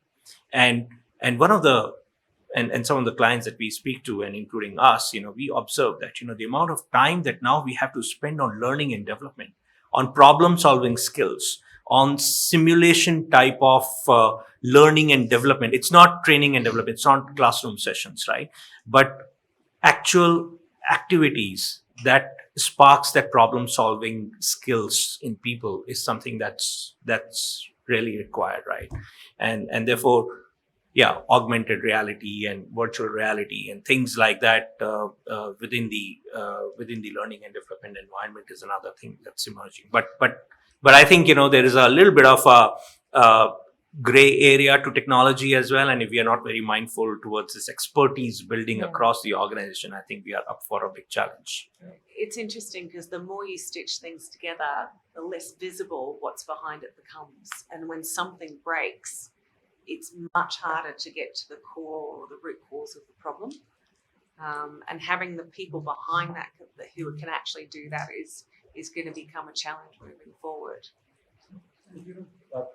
While we're talking about generational, variance, there's also a social gap which is complicating the matter, right? Like for us, we have a very strong feet on street roles, which is into operations, customer service, their awareness on technology is still at a particular level. While on the other side, I have a tech product data revenue, which is the young folks who still, the first time when I entered office, they called me pro, and I was like, okay, that was new for me. But I think, we will also have to deal with this together if the nature of business is like that. So Salesforce, which are there in the team, they're still coming from the erstwhile, or probably from a social structure where technology still has a very, very less adoption of penetration. They may not even have Wi-Fi's at their houses, right? They're still only 2G, 3G, 4G on a prepaid network that they're working on. I think that adds to the complexity, and I don't know how that essentially would play in with the generation gap, but I think that's gonna make this even more interesting to solve as we go ahead. And yeah, I think technology is one way that has to be solved. It's not going away. No, In not fact, at all. Gen Z are a lot more, much more, skilled. In fact, they are having multiple skills on their plate. They are very clear about what they want. And believe me, when I'm talking about it, I have seen it because I've been also mentoring a lot of college students, be it engineering or MBA students. When I speak to them, I really taken back by surprise because when I ask them, what are your hobbies? Their hobbies will be in the form of the piles of certificates that they will be also pursuing. Somebody would say I'm a Bharatnatyam or Kuchipudi dancer. Somebody would say I have done my masters in music, and then it compel me to ask them a question as to then why are you doing this. So why is this degree? You're already having the skills with you, which can earn you enough and do that. So then why do you really want to work for a corporate, and they would say no, it's just my passion and it's kind of a backup in case I lose my job. So they are exactly, that is how my reaction is too. I mean, so when they are in fact coming even they are getting onboarded, once the offer is rolled out to them, they would ask us a question that how should we be prepared. So they want to be well prepared right before they join. They want to know everything about the products that we are using. They won't want to get connected with their respective mentors and be thoroughly prepared, and they don't want to kind of waste their time, and so that once they are there on boarded, they are all ready. And believe me, during the appraisal cycle also, we have seen, we are compelled to give them double or three times higher variables than what is mentioned in their offers, is because they literally prove themselves equivalent to a person who's probably 2 to 3 years of experience, guys. And that's what that's where our perception of Gen Z, that they are less resilient or impatient and all, breaks away. And that's amazing to see. I get asked in the interview, what's your run rate? Independent of the level, I think everybody wants to know that how much is the financial bandwidth of a young organization. But it's a very Safety first. Safety first. Yeah. I don't know if they understand what they want, but probably they just ask, what's your run rate? No, safety first is urgent. Yeah, For exactly. them, the runway might be small. I'll have a chopper and then just I don't need a runway. Yeah. I think for this generation, like for maybe our generation, our careers were our life. Now it's no longer their entire life. The career is just a part of your life. I think that's where the multiple options, having varied interests, everything comes into play, I think. And that's a good way to look at it. I guess they make us think that probably they do not need us, we need them. Yeah, So exactly. That's what, yeah. It's Probably it's also having an impact on the hiring process as well. Actually, in some cases, the generational gap that we are talking about, right? The younger guys are flamboyant, they are outspoken. The older generation like us, we feel that probably they should be a little respectful or have their things in them. So I think probably the Mr. Perfect versus the Mr. Right is where it's taking a toll sometimes in those things. Actually, we have a beautiful, means not beautiful in terms of beautiful, but a very good candidate, but how do they get rejected in probably in the second or third round when they're working in other companies, say for example, sometimes from Versa also, say for example, well, how do they're already there, and then why do I think those are the ones. It's not about technology. It's about the perception about what I expect from a candidate versus what is expected by probably a junior manager. They are willing to hire, but probably some of the the seniors doesn't. Yeah, no, he's probably not a right But fit. I think that is where we are seeing the trend of retention is reducing. If we see our, like my dad and all was kind of working in banking and all, when they've been there in the same job for years together. My husband for that matter been in the same organization for the last 16, 17 years. Versus I see the Gen Z, for them 2 years in the organization is a lot, and if they don't find anything better or productive or something that they really enjoy working, they do not hesitant to take a chance to kind of switch the job immediately, right? So I think for us being an HR also, there is also a question that how to ensure that we always keep them up to the pace, and then ensure we live up to their expectations, and so that we are able to retain that talent after spending so much on taking so much of efforts behind the training them. So Yes, I think. Sure, Manu. And also to Stephanie's earlier question, I think this generation is putting pressure on whether the organization has a purpose and this generation can connect to it. Exactly. And if it doesn't connect, it will not waste its time. They're decisive. They make their stand known to everybody, and they will not, unless there is a connect to the purpose of the organization. So they will ask you questions around: do you have an ESG policy? Yes. What is your stand on a lot of things which weren't asked by a previous generation? So I think the era of job stability and expecting people to serve lifetime and retire is over, and it's a contract, and so both sides need to constantly revise and repair the framework of engagement. And if that doesn't happen, this generation is not going to merely stay for the sake of an increment of 7 to 12% wherever you may budget it. I heard one Gen Z once say that if you stay in an organization for more than 5 years, you turn into furniture. So that was very. So that's a really interesting thing. That's the question I was going to ask, right? Because there is strong value to tenure and retaining knowledge in an organization. And when you have people that shift around every year or 2 years, you essentially lose that knowledge retention, right? So we're all trying to retain people and hold on to them. But if those cycles become shorter and shorter, that disappears every single time. So you're essentially turning your workforce over in huge volumes. Exactly. How are you addressing that in your organizations? I have a slightly different view, and what change that I'm seeing is, I work with some large organizations. I have seen organizations work like a regiment. There is a very strong, structure and hierarchy. And I think newer organizations are moving more towards like a sports team, right? Where everybody comes in, they have their strengths. This is the goal you have to have. The team goes together and achieves that. Now, when I'm looking from that lens, I don't know if retention or loyalty would have any point, relevance also. I think the larger question is, why do we want people to stay for a longer time? What value would it add if I'm looking at it as a sports team, right? Sure. I think there's an element of resilience that exists there as well, right? Resilience in the individual and resilience in the organisation. So how long does the sports team stay together and create a really resilient? But would it be the same back if the sports team change every 6 months or a year? We haven't studied the data, right? I don't think so. There is the exact same team which is meant to play 4 World Cups. Right? It doesn't happen. But that doesn't happen, right? So, but still, teams, when Australia won it for 3 times, it was not the exact same team. There were changes that would happen. Yeah, I agree with Jason. It's changes with the times. It's concerning if it's early attrition. Then there is something wrong with the organization or the manager or whatnot with the organization. But I agree with this. New ideas come in, new talent comes in.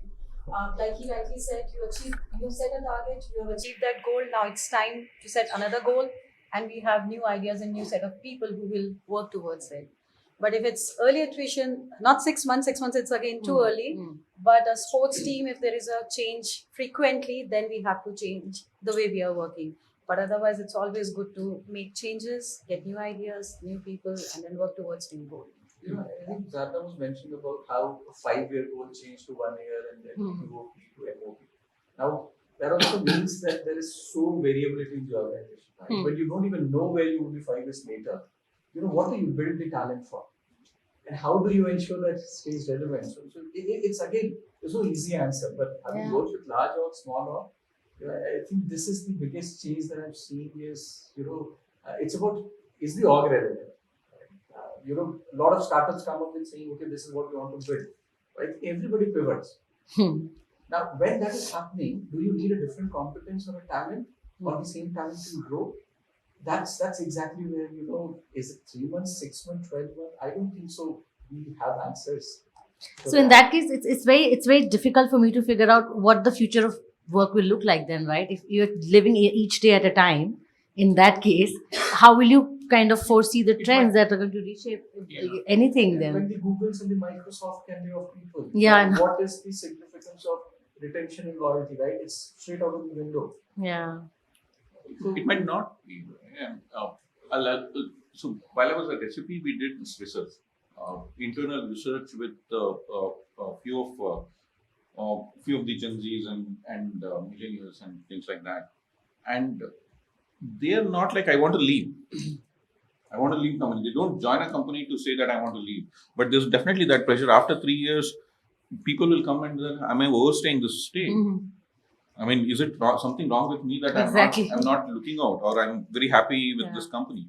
But other than that, when we did this research, 3 things clearly came out. One thing is that give me clarity on how I'm going to grow or what I'm going to do. That is number one thing which they require to stay.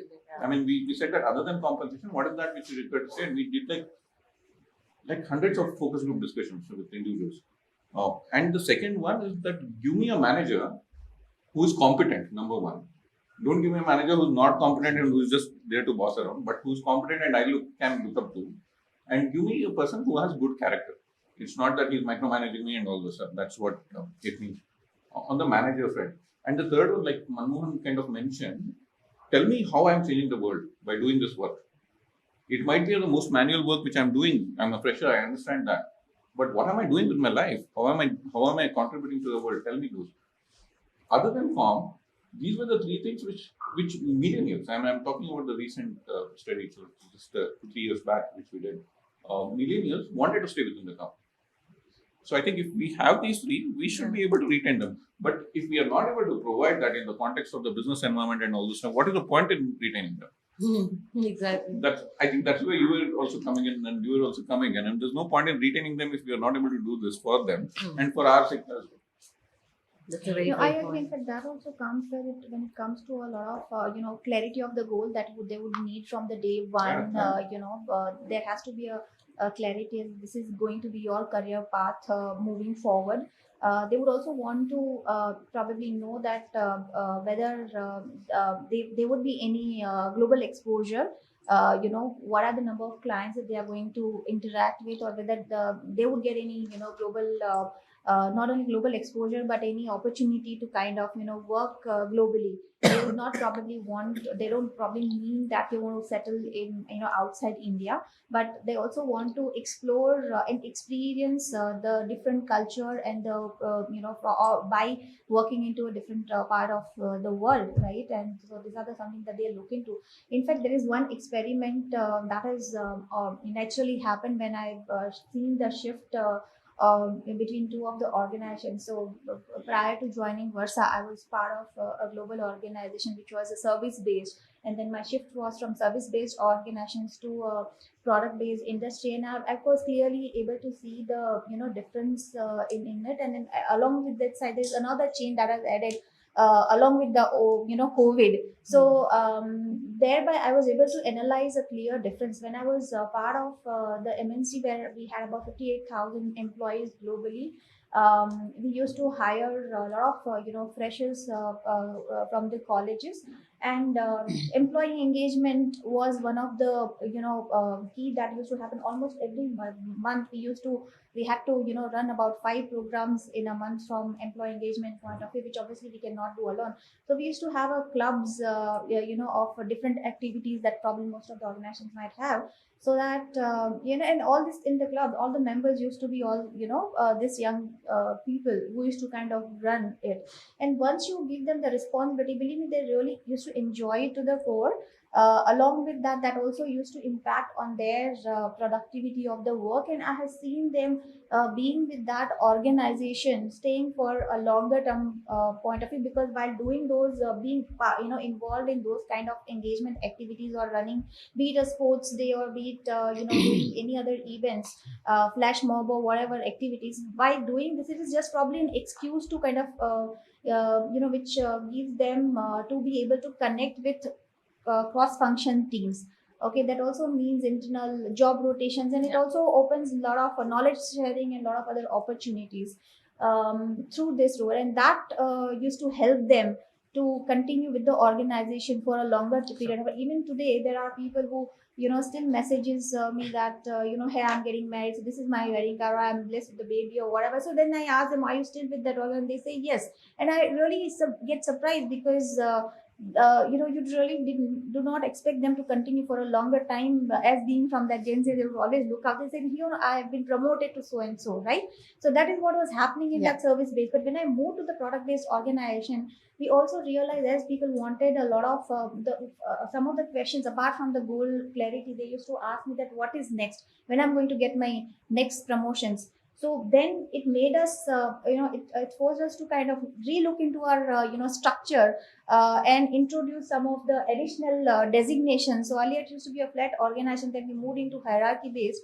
We had only, let's say, software engineer, and the next was senior software engineers. But here we had to introduce to software engineer 1, 2, which kind of mentally gives them, thought or motivation that yes, I've been promoted to the next level. And then that worked out very well, where we are not doing so much employee engagement as much we used to do earlier, because it doesn't really work out in a product based industry, because here the deliverables on time is more critical. So here this is what is working out for us.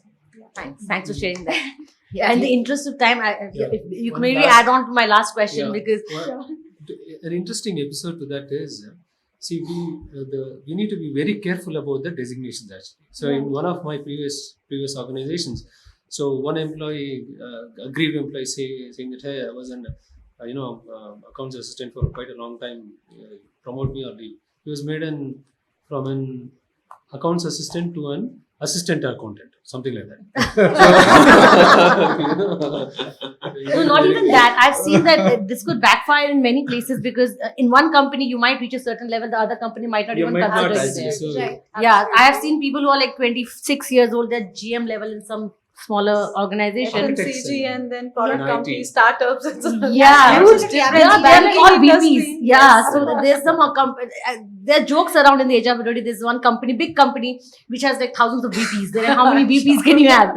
So I think that also sometimes backfires, because that's not the only. No, absolutely, I agree. Yes, in fact, to do so, to be able to, it was not an overnight decision for us to be, come up with a solution. We had to literally go through a massive benchmarking and do a lot of market survey and see what is happening in the product-based industry, what is running, because that also allows us helps us during our interview timing and match the benchmarking, because they will come up with let's say software engineer level 1, for example, and here we have software engineer for up to the person who completes 6 years or 7 years of experience. That would not match. The people will feel that why should I compromise on my designation and the organization, because they might be coming from an MNC where for us it's though it's not it's an MNC, but it's not as big as size as they were working from, so we really have to match it, and that's how the solution is. Especially in the era of pay transparency, role transparency, these things become very, very important. As to you people want to know at what level are they as compared to somebody who's a fresher, but are they getting paid the same as I am, and while I'm 4 years of experience, something like that.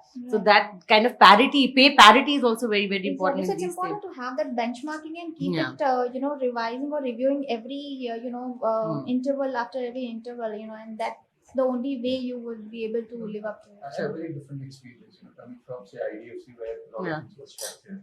I tried to do these at interviews, and it failed. Okay. There's no grades, designations, hierarchy doesn't exist. People didn't want, and we actually wanted to understand what was happening. We realized that from the start we said we are very enterprising as a culture, right? You decide what you want to do. When people ask what's my career path, you say we don't have. Come and make it. And we have realized that we are getting people who are willing to have.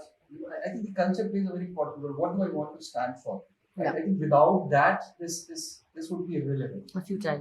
We were surprised. I'm saying surprised because we didn't plan for it. During the peak COVID lockdown, we had an attrition of 35%. The next year, when the market went berserk, right, people were on an average roaming with 8 offers, our attritions dropped to 11%. Now, we wanted to understand what was happening, and we realized, because we told people clearly, don't expect a career path or, agenda or plan, what we're going to do. Again, play like a team. This is the goal. At times it's an IPL match, at times it's one day, at times test match. So the game plan is different. Come and join, and that worked for us. So we come and we didn't hire people who were looking at designations. Great. If you look at our data, you get confused who's what. I said, you tell what you want. End of the day, as long as you're clear of what you contribute. I think it does. And people, we started to attract that kind of people. There's nothing right or wrong with each set. But it works for us. Yeah. But doesn't it depends on the industry. Kind of conflict within the team, whether one person is having a different designation, the other one is different, or maybe the pay scale for that. Our designations are not visible anywhere. People even their signature only right. Yeah, it would not be visible, but youngsters would not really hide, or it somehow comes out naturally. Whether to have a policy that speak to everybody about their designation. I'm saying it's not important, right? Because the people that we're trying to attract are saying we are an enterprising place, right? We have seen people who have grown, and we grow people at a rate of 2x, 3x every year if they're doing well. We just don't wait for the annual cycle. Again, I'm sure you pay them really well then. Actually, I am not, but later on. Yeah, the same culture, no designation kind of thing, and it's the quality of the work that people look for and the purpose. Designation at certain point in time really doesn't matter. What value are you adding? What difference are you making, and how you're growing? That's what matters. So this is the culture I think mostly startups are running. I think like what Shruti said, more than the designation, I think the role is what is important. Yeah. The people associate themselves with the role more than the kind designation of and such. And trying to look out for the opportunities outside, and that is where probably this comes into a picture. This question mark comes into a picture. Otherwise, till the time they are stable in the organization, they are happy. Maybe it doesn't really matter. Absolutely. Yeah. My final question now, I've been given a time check already. Sorry, I could have gone on forever. So it's just about what do you think will be one prominent key trend defining, as we said, future is uncertain still, but any key trend that you think in this continuous mode of disruption that will define HR or payroll processes, will reshape employee experience in this year or the coming years? So I'd like to hear everyone here. Maybe Vijay, you've been quiet for a while. I'd like to start from you now. No, I don't know. So like you spoke about, I think flexibility is something which is going to stay. I think flexibility comes to the pace, hours, pace. That will be that's a big yeah, absolutely. Yeah, totally good. Yes, thank you. So Divya, what about you? So I think there can be many things, but I think when we are looking at, I'm sure being in HR, all of you would have looked at resumes previously where someone has been stable. We think that it's good to hire the person versus someone who's been changing jobs, right? Yeah. So I have also gone through that phase. And today, even very senior people, they have just changed jobs 9 months back, and they're still looking out for something else because they feel there's a cultural alignment is not there, or there could be multiple reasons. So I think more than anything, more than the experience part of it or anything, I think the potential that a person would get to a particular role is what is going to kind of really come in terms of what is important as we go forward.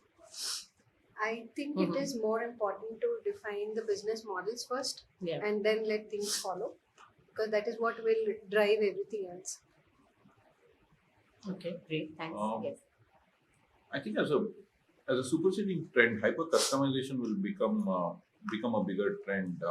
It might be now if all the policies were made at company level, it might be that some of them might come down to function level, organization level. I'm sure that sales team would not have the same flexibility as product teams and things like that. And even benefits, for an example, a lot of benefits will go into individual hyper customization.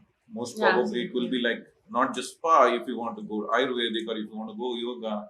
It's your money. You can do whatever you want with your money types. most probably So will pay, I think, not just benefits. So even will pay, yeah. So the entire policies, pay, benefits, culture also most probably might get into hyper customization. Yeah. Great thoughts. Thank you. I think global talent pool is one thing that will hit us sooner or later. Actually, when things are not stable, when the expenses go through the roof, probably we might be looking at Coimbatore or some other places, or places in South America or any other places which is more stable, but at the same time not so expensive. But that will remain true for companies who plan to remain hybrid even in the future, right? Yes. Thanks. IT companies mostly, well, I think this year and the coming years, thanks to Bangalore metro pillars and all, they don't want to come to office even now. Despite we thought that post-pandemic everybody would love to come to office. No. People who are in Bangalore also don't want to come to office for the same reason actually. Hey, I'm in Bangalore, but I don't want to come to office. So that way, this is going to. So they feel they are being punished just because they are in Bangalore. Just one question for everyone, just the Razor fans. Have you changed your pay structures according to people coming to office and not coming to office? No. Nobody. No. Oh, great. It's Steph. about habit. Yeah.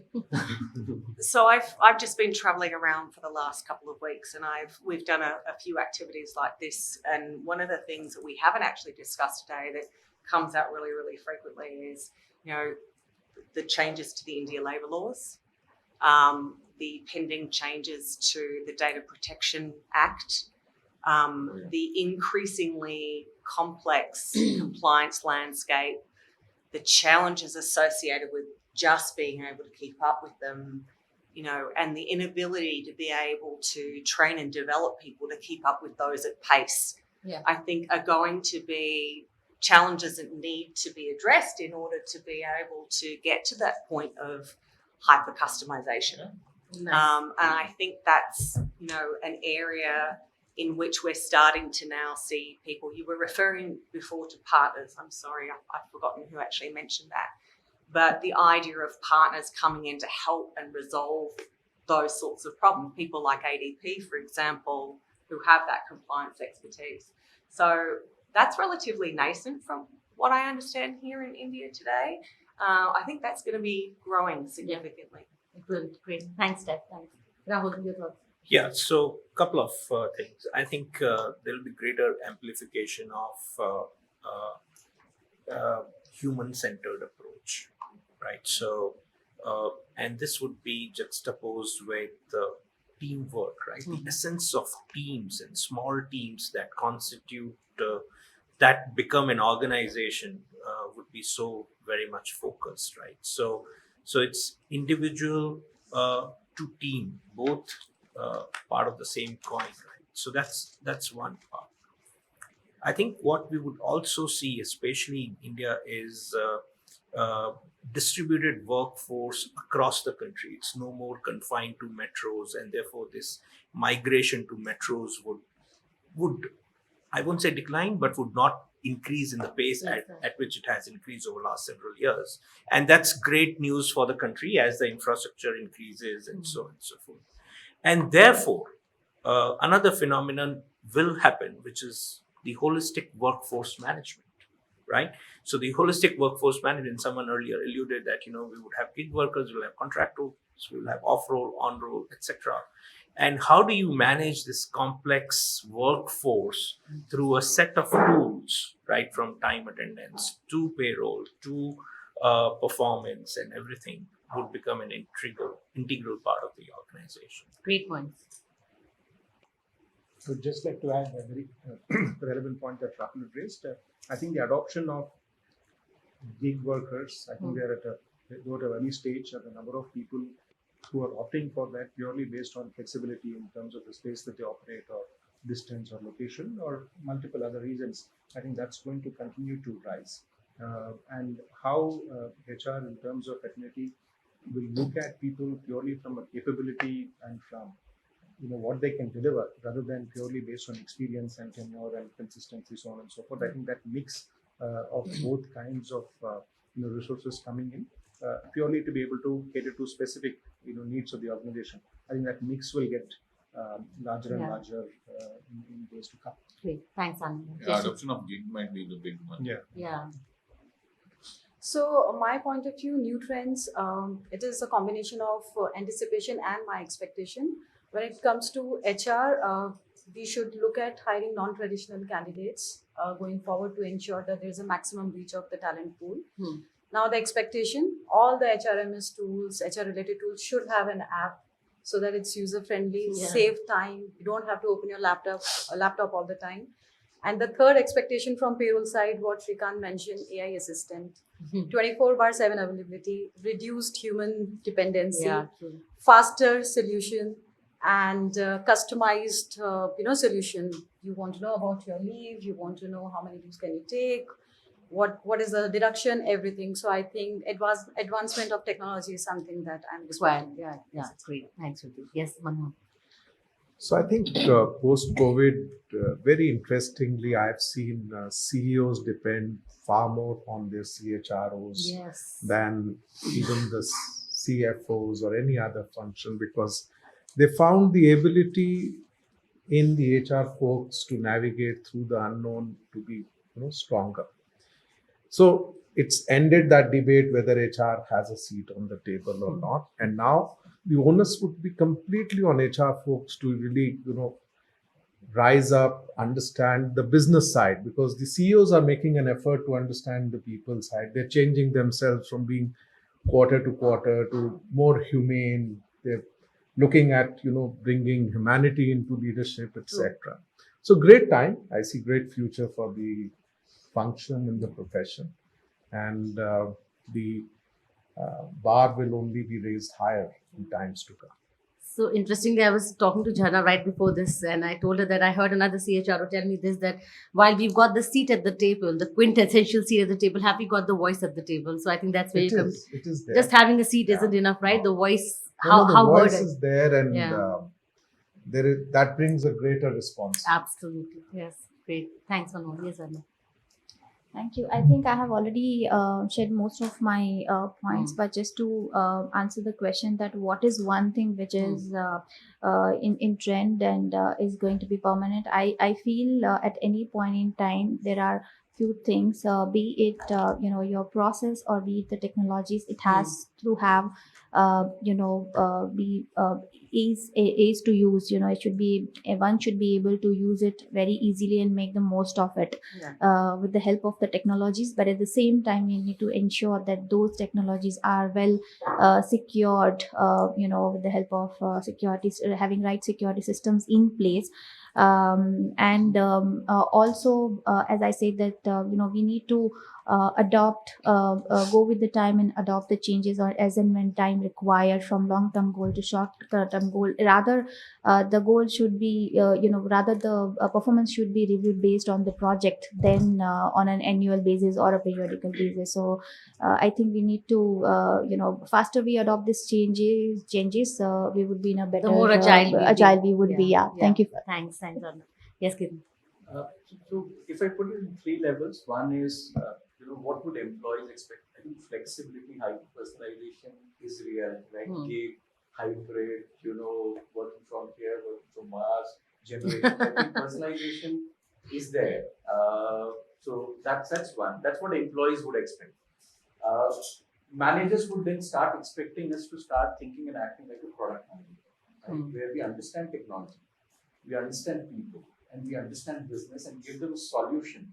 Right? I think that's a shift that I see going to happen. It's not about HR as a policy maker. That's what technology is going to do. Yeah. So that's a second shift that I think we are going to move faster. Now, what it will also push us, we see that with the CXO and the boardroom, is how do we contribute to the business direction? Peter Drucker says that culture eats strategy for breakfast. Yes, it does. But we also need to understand if there's no strategy, culture will die. Right? So how do we play a role in driving this down? And that's where we will play the role of a product manager, because we have a say in the business. Yeah. We understand customer, which is our people. We understand technology. Yeah. And then I think product manager is a mindset that I think is going to drive this function further. Yeah. I think we need to make culture and strategy best friends. hopefully we can. Yes, Anupam. Yeah, I think it would be what Navi was saying about hyper-customization. So Yes. basically, it's about keeping the employee at the center stage. We keep Absolutely. on talking about it, like let's keep the employee at the center stage and Yeah. revolve the policies, benefits, growth, everything around it. But we have not been able to do so far. So probably that would be a trend which will continue Yeah. because the new workforce will require that. Yeah. So that's one thing I thought would be, and looking at the situation right now, probably having the continuous performance management, I think people will move towards that and Yeah. tightly measured performance Yeah. also. Because we are now moving to the diverse work, distributed workforce, people working from close to globe. So it's important that how do we measure the performance and make sure that people are aligned. Yeah. So focus will be that side from HR. That's lovely. I think if I have to sum it up, what's beautiful about this conversation today is that in spite of what's happening globally, the layoffs, the sad stories, everything, everyone sitting in this room agrees that employee experience, keeping a focus on your employees, managing their careers better, giving them flexibility, creating better opportunities for them to stay with you for longer. I think, and how can technology obviously help in all of that? That thought itself matters the most. That if we are still ready to, and we're still keeping that focus on our people, I think we have a long way to go as HR professionals. So on that note, thank you so much everyone for joining us. I think it was a great conversation. There was a lot for me to personally learn from each one of you. And I look forward to more such conversations also. So on that note, thank you so much. And do join us for a group picture right outside here because this is for memory's sake. So we would like to keep it like that. And any other thoughts, please free to connect with us outside also. And thank you once again, everyone. Thank you so much. Thank you. Bye.